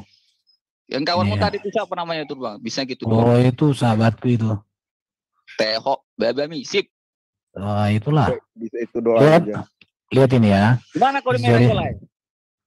Ngapain kau cari-cari alamat ini? Sok jago merasa bata. Laila hono. Di mana kau di Medan Lai? Di mana? Ahal lu buat lu. Lihat. Oke, udah Dom, dengarin ya. Ini tuh ya. Kamu aku berdua sini kau Teo kau. Kamu berdua sini kau. Babami. Lihat ini ya. Babami. Lihat ini supaya si Loh, kenapa ngambil dari bahasa Arab? Kenapa Lihat. ngambil dari bahasa Arab? biar saya jelaskan secara detail. Lihat ya, secara detail. Kamu ambil dari sportif dari Yunani dong. Kau diam dulu dengar jawaban, kau butuh jawaban. Diam nggak kau, kamu diam nggak kau ribut kau itu. Kau kan butuh mau belajar, makanya dikasih ajar. Aku bicara sama JRPN, bukan sama kau. Diam kau, moderator mana moderator? Moderator ini kau ini kenapa jangan pakai bahasa itu lah. Keluarkan bahasa Inggris, Alkitab bahasa Inggris. Ada nggak bahasa kata Allah di situ? Ketempeleng sekali ya. Ayo, itu aja. Keluarkan bahasa Inggris aja lah. Sebentar ya. Jadi gini bro ya, dalam bahasa Yunani itu tidak ada kata Allah. Kata Allah ada di dalam Alkitab ketika teks Yunani diterjemahkan untuk konteks LAI bahasa Indonesia. Tapi harus juga kamu mengerti bahwa terjemahan LAI Alkitab bahasa Indonesia lebih tua daripada Kamus Besar Bahasa Indonesia. Karena Kamus Besar Bahasa Indonesia baru diterbitkan 1983 yang kemudian disempurnakan dan itu menjadi KBBI 1986. Sedangkan LAI sudah menerjemahkan Alkitab 1974. Jadi nanti kalau kamu baca latar belakang sejarah kenapa LAI memakai kata Allah, karena memang kata Allah ini adalah kata yang dipandang LAI sepadan dengan kata theos dalam konteks terjemahan. Dan kata Allah ini sudah digunakan oleh orang Kristen sebelum Islam. Ya, sebelum Islam sudah. Itu yang harus bro pahami karena bangsa Arab dengan bahasa Arab itu lebih tua daripada Islam. Oke, saya tunjukkan ini datanya ya. Saya cepatkan. Lihat ini. Ini. Saya kasih bagan kayak gini supaya kamu mengerti. Jadi Islam di tanah Arab itu tahun 600 Masehi. Sedangkan bangsa Arab itu sudah ada tahun abad ke-9 sebelum Masehi. Lihat ini. Jadi jaraknya sekitar 1500 tahun. Oke, saya tunjukkan ini data-datanya ya. Ini bahwa kata Allah itu berasal dari kata El Elohim, Allah, Allah. Itu ya. Dan ada latar belakangnya mengapa Kristen inskripsi Jabat 512 belum lahir Muhammad di sini. Kristen sudah memakai kata Allah itu. Itu dia. Jadi kata Allah ini dialamatkan kepada sesembahan. Bedanya bagi orang Muslim Allah nama Tuhan. Bagi orang Kristen Allah itu adalah sebutan, gelar kepenguasaan apa sebutan aja. Sebutan kepada yang ilahi. Ini ya. Ini buktinya. Jadi saya tidak usah jelaskan. Silakan teman-teman memikirkan sendiri. Oke, saya pikir nggak usah dijelaskan detail. Boleh aku tambahin, Le? Aku mau share screen bentar. Iya, share lah. Tapi nanti izin dulu. Alani dong nggak tahu no alak Batak. Kita malah Batak. Udah di sini udah. Kita muliakan orang lain. Udah. Aku bicara sama si Erben, bukan sama kau. Molo di dokon LAI. Adong doala. Molo di bibel bahasa Batak. Sip baba mi sip. Batak dari aduh. Asai bodoh. Udah kamu udah sip baba mi sip. Kejang go ikor langsung. Sip lah baba mi. Aduh sip. Sip manikam nih par. Udah diam kau. Udah Erben. Coba tulisan Arab itu ada tulis alif lam ha. Itu Allah sama tulisan kamu Allah. Ya. Nah, di kamus bahasa Arab Kristen Allah itu apa? Oke, sekarang sebelum kita bahas kamusnya itu, kamu harus tahu dulu tahun berapa kamus yang kamu tunjukkan itu. Ya, kalau gitu tahun berapakah kata Allah itu ada dan siapa yang mengetahui tentang nama Allah itu sendiri? Berarti kamu nggak dengarkan presentasi saya dan nggak lihat. Orangnya siapa? 512 dalam liturgi Kristen sudah ada kata Allah. Iya, siapa yang menyebutkannya? Loh, orang Kristen lah. Ya, ada manuskripnya kok. Ya, silakan manuskripnya. Iya, udah kutunjukkan tadi. Ya, buka kan? Enggak usah lagi, udah kutunjukkan tadi. Ya, kenapa Anda takut? Halo. Mana udah takut, orang udah kasih data. Tunjukkanlah. Kau cari sendirilah. Wah, kok kayak gitu kamu? Enggak ada ilmumu. Kamu yang enggak ada ilmu, buka. Udah kutunjukkan tadi, kau lihat aja, putar ulang videonya. Malas aku lihat ini kau. Enggak ada ilmumu. Tunjukkan, jangan begitulah. Aduh, ayo. Oke, tunjukkan. nanti kalau kita tunjukkan bahwa sebelum Islam ada namanya Allah, punya 3 putri, Al-Ata, Al-Asa, Al-Usa, Al-Mana. Iya, tunjukkan. Enggak usah ditunjukkan. Loh. Oke, silakan Domba, tangani dulu dia nih. Tunjukkan dong. Gak ada ilmunya itu. Tunjukkan. Kamu nggak boleh merendai orang di sini. Jauh lah. Udah, enggak ada ilmu. Ada udah sukunakin. Tunjukkan. Ada ikaon belalai. Tunjukkan mana situ. Ayo, mana tadi datanya? Ayo. Mana tadi datanya? Tolong dong. Ayo. Ini kalau saya tunjukkan. Iya gitu dong. Jadi orang ini ada ini. Oke, mana situ tulisan Allah situ? Ini. Bulati sama saya. Oke, bulati sama saya Allah. Enggak. Udah, lihat aja. Ada dong. Ayo, mana tulisan Allah situ? Ya kau lihatlah ini. Mana tulisan Allah? Ini. Bulati. Udah. Itu tulisan yang tadi itu. Ayo, manuskripnya tadi. Ya udah. Mana? Mana manuskripnya, tunjukkan. Ayo, besarkan di sini sama saya. Gak usah, kamu udah tahu itu. Ayo, mana? Ayo, Erben. Ayo. Erben. Kenapa? Erben, ayo tunjukkan sama saya. Kau lihat aja sendiri. Mana Erben? Tunjukkan dan kamu lingkari kata Allah di situ. Udah, kamu lihat aja sendiri. Udah ya, saya pikir sudah saya tunjukkan ya. Kalau kamu nggak berani membukakannya, ayo Erben. Jadi gini ya, yang menurut ada referensinya Christian Julian Radin, sama Spencer J. Tucker, Encyclopedia. Saya nggak butuh itu, Erben. Ini sebentar dari kamu. Oke, udah ini. Iya, tunjukkan manuskripnya, Erben. Kalau lihat aja di sini, kau lihat aja. Oke, saya akan lihat. Ini di sini, lihat aja. Mana tulisan Allah situ, ayo. Di sini manuskripnya ini kurang jelas, bro. Tapi inilah tulisannya. Mana kata Allah di situ, Erben? Dia lihat itu. Mana Erben? Bulati kata Allah. Enggak usah. Saya pikir udah. Ayo, jangan satu kalimat Erben. Kata Allah itu Erben. Ayo Erben. Jangan malu-malui kamu gambar kamu itu. Tapi inilah tulisannya. Di situ Erben. Ayo Erben. Mana Erben? Bulati kata Allah. Enggak usah. Saya pikir satu kalimat. Ayo, jangan satu kalimat Erben. Erben. Ayo Erben. Jangan malu-malui kamu gambar kamu itu. Di situ Erben. Aduh.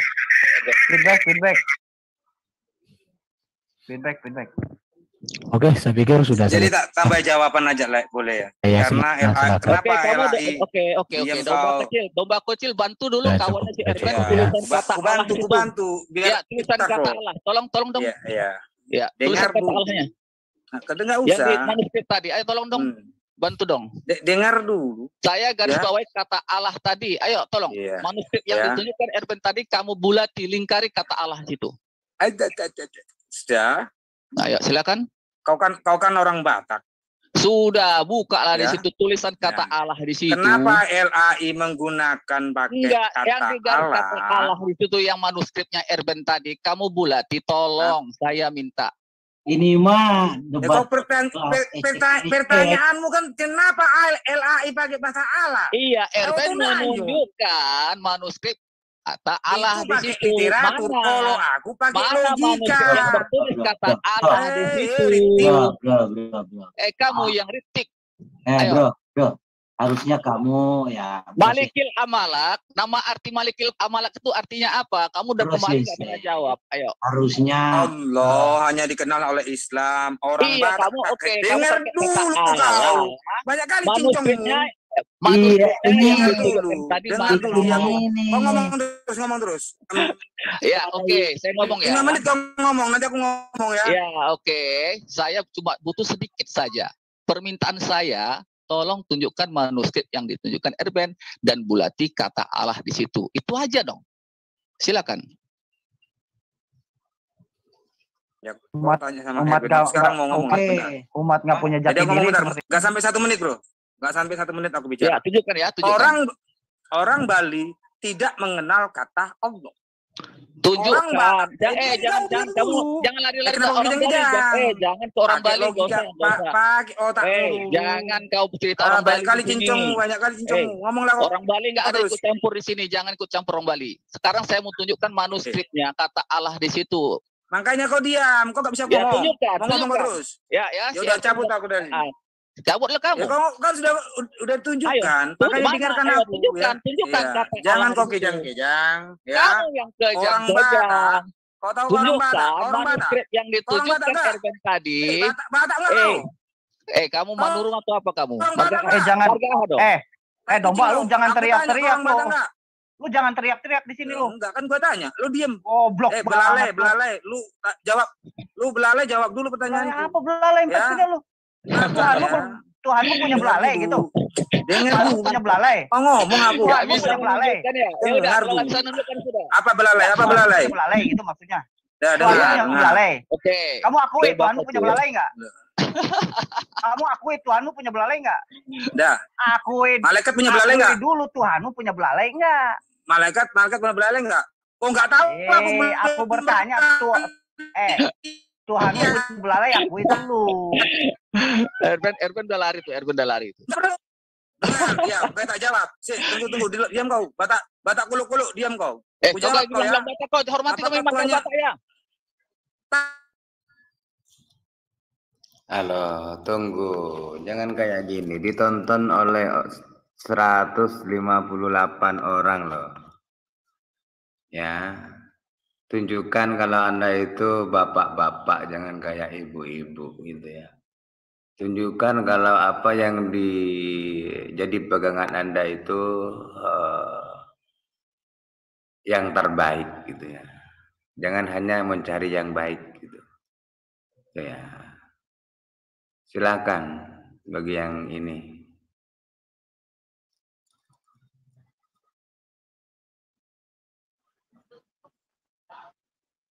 Silakan, Pak.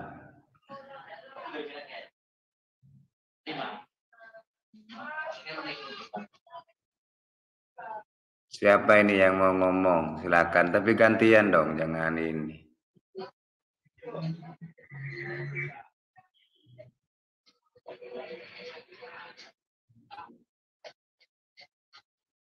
Siapa yang resen? Oke. Saya buka mute-nya. Satu-satu, saya nggak ini.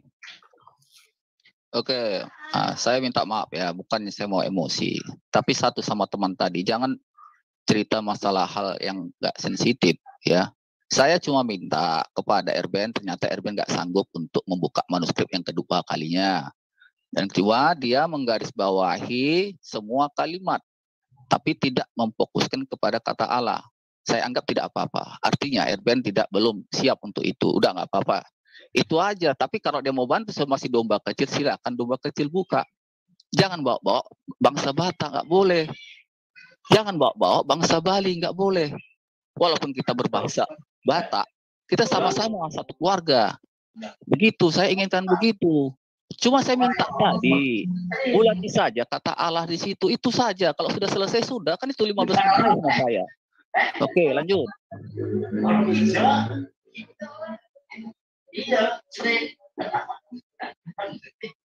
Silakan, domba kecil.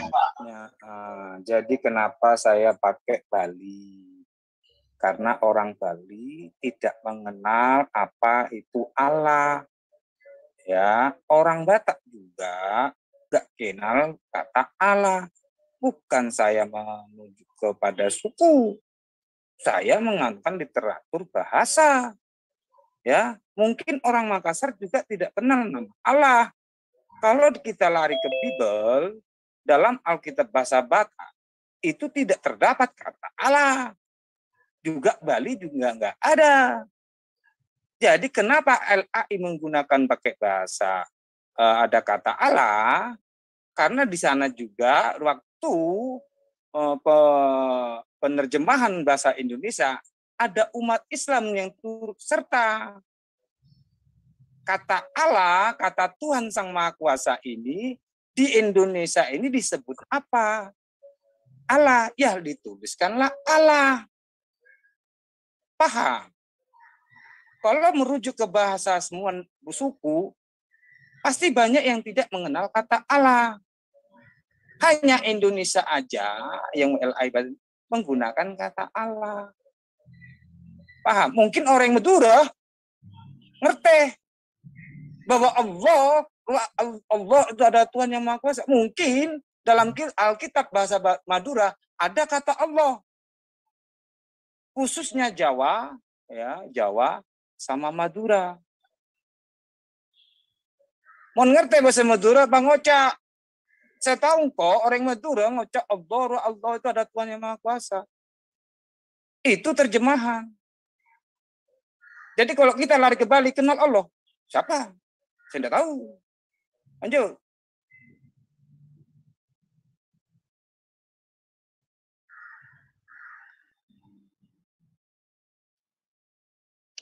Oke, ternyata kawan tadi juga tidak bisa menunjukkan data tulisan kata Allah ya. Kalau memang betul orang Bali tidak tahu tentang Allah, orang juga Madura atau Anda bilang orang Batak cuma tahu tidak ada kata Allah. Nah, konsepnya satu, kata Allah itu adalah suatu kepemilikan umat Islam. Jadi kalau ada kata-kata Allah di Injil Anda sebagai sesembahan yang termasuk yang dikatakan si Erben sebagai sesembahan tulisan Allah kecil, A-L-L-A-H yang kecil, kami sebagai umat Islam rasa ketersinggungan, seakan-akan kami ini penyembah berhala. Nah, kami punya kepemilikan, Allah kami itu bukanlah berhala. Oleh karena itu kami berharap kalau Anda pemilikan Anda harus merujuk kepada Theos. Nah, ternyata Theos apakah sama dengan Allah kecil atau Allah besar? Apakah Theos itu adalah Tuhan atau Yod-Vav? Anda harus jelaskan itu.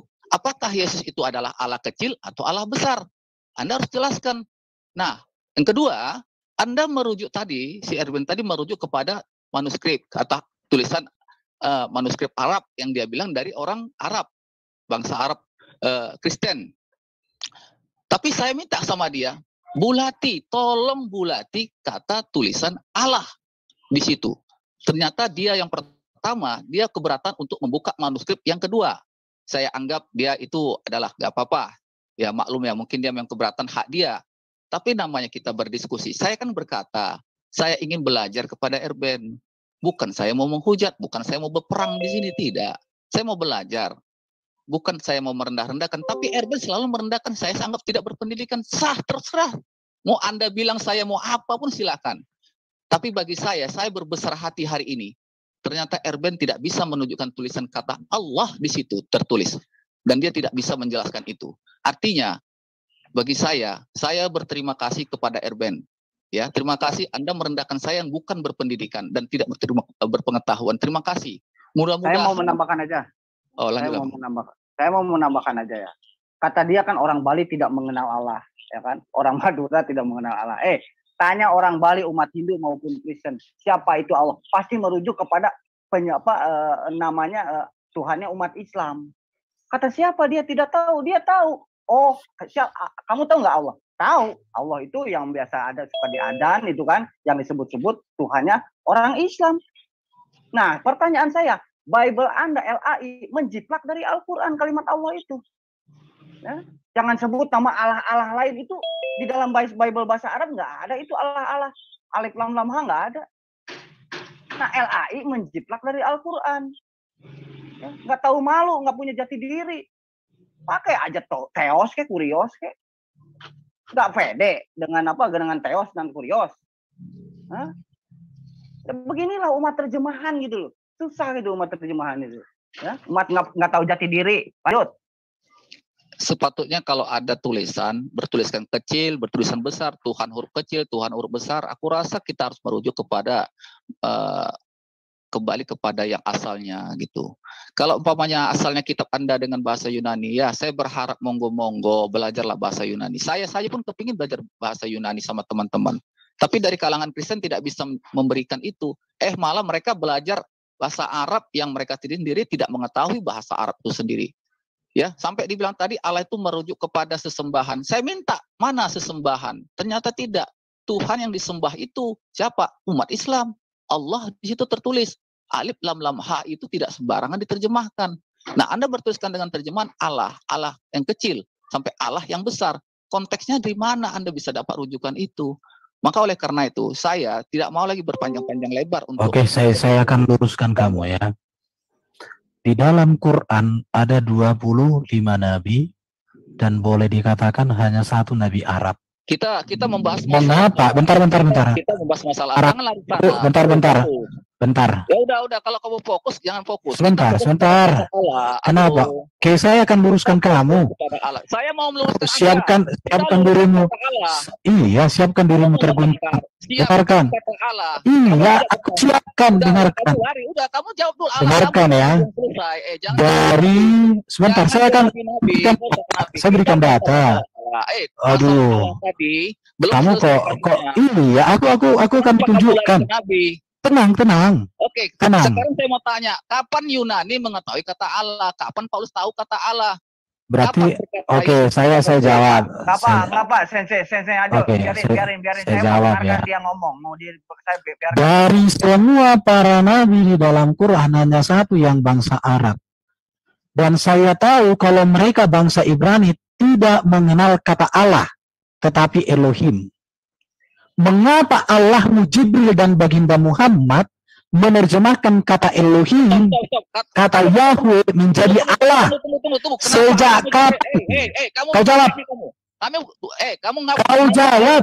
Sejak kapan Elohim, Yahweh menjadi Allah? Siapa yang menerjemahkan? Sejak kapan? Kau jawab. Oke. Habis kau kan? Habis kan? Habis dia. Apa kamu kayak gitu? Loh, jadi kata Allah itu bahasa Arab. Sejak kapan Musa dan lain-lainnya itu mengenal bahasa Arab? Mengapa Allah Anda menerjemahkan semua para nabi yang non-Arab itu menjadi bahasa Arab? Oke, udah. Kalau kami menjadi umat terjemahan wajar, tapi kalau kita menjadi alat terjemahan itu yang tidak wajar. Udah. Selamat datang di kebenaran. Udah. Oke. Nah, pertanyaannya gini. Tunggu, Bang Ade. Udah. Bang Ade tunggu, Bang Ade. Sabar. Oke. Dia memfitnah umat Islam bahwasannya sejak kapan Allahnya Jibril. Ya, Jibril jadi Allah. Maksud dia itu saya tidak tahu apa makna dia. Ya. Memang ini manusia ini memang na'udzubillah min zalik, saya nggak mau fitnah apapun ya bagi saya. Oke, siap, mantap. Dengar. Kapan Tuhan kami itu adalah Jibril? Yang pertama, yang kedua, Ya, kalau memang Yesus Tuhan kamu itu Maha Tahu, sejak kapan dia pandai berbahasa Yunani? Silakan. Saya kan sudah bilang tadi. Sejak kapan Yesus berbahasa Yunani? Silakan. Oke. Bahasa Yunani pada zaman Yesus adalah bahasa internasional. Sebutkan. Oke, dengarkan. Bahasa Yunani. Jadi Yesus dalam bahasa ibu tentu dia berbahasa Ibrani atau Aramaik. Tetapi Alkitab ditulis bukan oleh Yesus dan bukan pada zaman Yesus masih di bumi. Alkitab ditulis oleh murid-murid Yesus untuk kepentingan memberitakan Injil setelah Yesus naik ke surga. Mengapa Alkitab menjadi bahasa Yunani? Karena bahasa Yunani bahasa internasional. Supaya dunia internasional lebih mudah mengerti kebenaran itu. Karena waktu itu Ibrani itu sangat minoritas. Tapi kalau bahasa Yunani itu menjangkau berbagai negara. Makanya ditulis dalam bahasa Yunani. Tidak ada di dalam kekristenan Injil ditulis Yesus atau Injil Greek waktu Yesus masih ada itu. Oke. Satu-satu. Yang baik-baik kali, santai-santai aja. Loh, kau bertanya. Oke, sudah ya. Santai ya. Kalau memang begitu Yesus selama masih hidupnya, sejak kapan Yesus tahu nama Yohid-Pape? Yesus itu Ibrani, dia mengajar memakai kitab Ibrani. Sebutkan. Mana dia kitab PL itu kitab Ibrani. Kitab PL itu kan bahasa Ibrani, bahasa Yunani. Tidak masalah. Bagi orang Ibrani sudah otomatis mereka mengenal itu. Aduh bro. Sebutkan ya di perjanjian baru Yesus berkata dengan Tuhannya Yohid-Pape. Ayo. Berarti kamu kemana aja tadi kau punya nalar? Udah aku bilang kitab PB itu ditulis dalam bahasa Yunani oleh murid-murid Yesus setelah Yesus terangkat ke surga. Nah, Yohid-Pape itu ada orang Kristen pakai kitab yang ditulis Yesus atau ditulis di zaman Yesus untuk kitab PB tidak ada.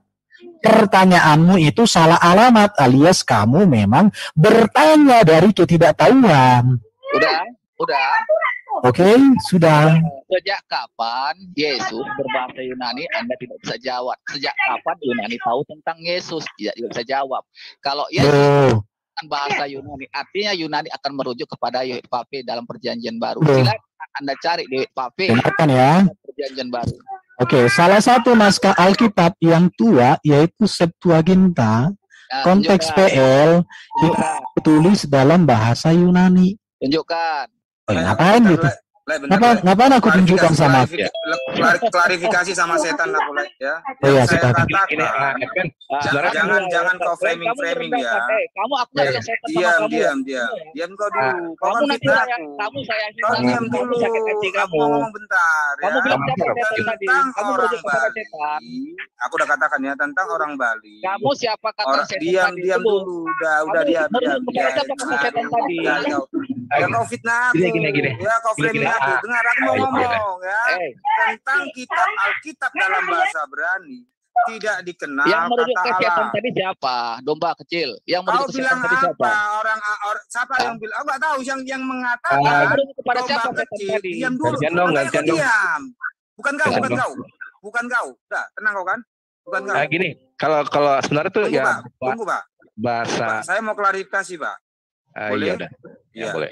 Yang saya katakan tentang Allah itu dalam Bible atau Alkitab bahasa Bali, bahasa Batak, tidak dikenal kata Allah. Kalian paham?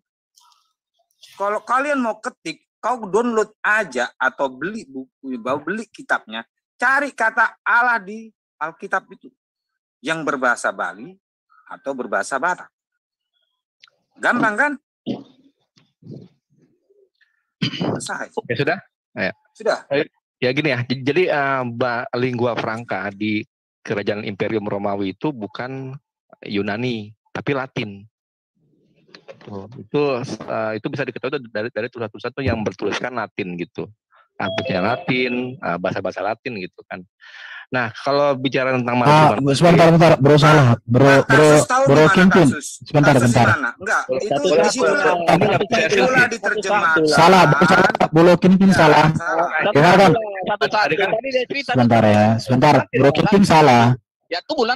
Saya mau sharing dulu nih. Tenang dulu kalian, tenang. Satu-satu lah, aku bicara nggak dikasih. Kalian mau ini Bro Kimping mau bicara, kalian dan tutup lah. Nggak bisa saya screen soalnya gitu. Ketika itu lingua franca in Imperium Roman gitu, itu pasti itu Latin semua gitu, dan itu bukan cuma satu orang yang ngomong, banyak yang ngomong gitu, bukan Yunani gitu. Yunani pun itu terbagi jadi 4 fase gitu. Yang paling tua itu dari era salah gitu kan. Kedua tuh Koine. Aja dulu. Yang menguasai pertama Yunani apa Roma? Gitu. Coba aku tanya Pak Pinggin. Ya. Yang menguasai itu pertama itu Yunani apa Roma? Kita kan bicara dari konteks tanya itu dulu. Oke, ini pelayanan Yesus kan situ. Aku mau share screen. Pada waktu pelayanan Yesus itu yang menjadi lingua franca. Salah bro. Kamu itu menentang sejarah. Ingat ya. Enggak, dengar. Oke, bentar. Suruh dia share dulu aja lah kita. Yohanes 19 ayat bentar. Yohanes 19 ayat 20. Banyak orang Yahudi yang membaca tulisan itu sebab tempat di mana Yesus disalibkan letaknya dekat kota dan kata-kata itu tertulis dalam bahasa Ibrani, bahasa Latin, dan bahasa Yunani. Mengapa Yunani menjadi bahasa internasional? Kalau kamu nanti baca pengantar ke dalam perjanjian baru, ketika Roma menaklukkan Yunani, ilmu pengetahuan Yunani, bahkan orang-orang pintar filsuf daripada Yunani itu dipakai oleh Roma untuk mengajar di sekolah-sekolah Roma. Oke, dengar dulu, belum selesai. Jadi makanya kalau kamu nanti ilmu, dengar dulu, belum. Makanya nanti kalau kamu melihat dari data sejarah, ilmu pengetahuan itu memakai bahasa Roma, bahasa Latin, dan juga bahasa Yunani. Oke, sudah ya? Ya diam aja. Ayo ngomonglah kalian. Jadi sudah jelas ya. Makanya nanti kamu lihat simbol matematika, simbol ilmu bahasa ilmiah itu Yunani dan Roma. Kenapa? Karena Roma mengalahkan Yunani, terjadi perkawinan ilmu pengetahuan. Sudah. Ya itu, jadi supaya Kimpin belajar sejarah itu bagus. Datanya, ya. Udah. Semua itu kenapa itu bahasa Romawi itu kemudian menjadi dominan ya mulai dari zamannya. Ya datanya Pak. Ya saya nggak percaya sekali bagaimana. Iya melah domba. Kamu nih ribut kali nih. Aku kan minta dalil, kau banyak kali cincongmu. Rumput sana sebanyak tuh, makan rumput sana. Enggak, emang tadi si Erben membuktikan dengan dalil atau dengan data? Enggak juga tuh. Nah, gini ya. Ini dari historytoday.com gitu kan. The language of the Roman Empire. Latin. Boleh ikut ngomong? The Roman Empire. Boleh ikut ngomong? Boleh satu-satu. Sebentar. Jadi gini, enggak itu nggak masalah kalau bisa diyakini sebagai bahasa Yunani itu nggak apa-apa, cuman sebenarnya tuh kalau di Galilea dan Judea waktu itu tuh yang lingua francanya itu bukan bahasa Yunani tapi bahasa Latin. Ini ada di sini. Linknya dikasih di chat bro. Linknya dikasih chat bro. Biar saya buka juga. Dosa. Ya. Beda, kau kan orang oto. Kau yang bodoh, bego. Nih. Makanannya itu rumput tuh domba. Oke, terima kasih dulu kawan-kawan. Aku mau ada acara jadi sampai di sini dulu. Nanti dulu kamu datanya mana? Enggak, aku pamit dulu. Oke, sini dulu. Pelajari ya. Nanti kita jangan kabur dulu. Loh, siapa yang kabur? Aku mau akhiri live dulu. Domba ini rumput aja di domba ini. Oke. Bro Kingpin, nanti kapan kita sambung ya. Giliran Kingpin ditanya data. Tinggal Erben pada pimpinan. Iya rumput. Iya domba makan rumput bro. Domba makan rumput. Tenang aja kok. Jangan kejar-kejar. Baru jangan kawin ya. Lu jangan kawin kayak Paulus. Tuh kan. Orang dipamiti baik-baik, ya kan? Terus mereka itu suka-suka kali. Kamu jangan kawin seperti Paulus ya. Maksudnya Paulus itu tidak menikah. Suruh Erben juga nggak menikah. Ini kan gombal gambul itu ya.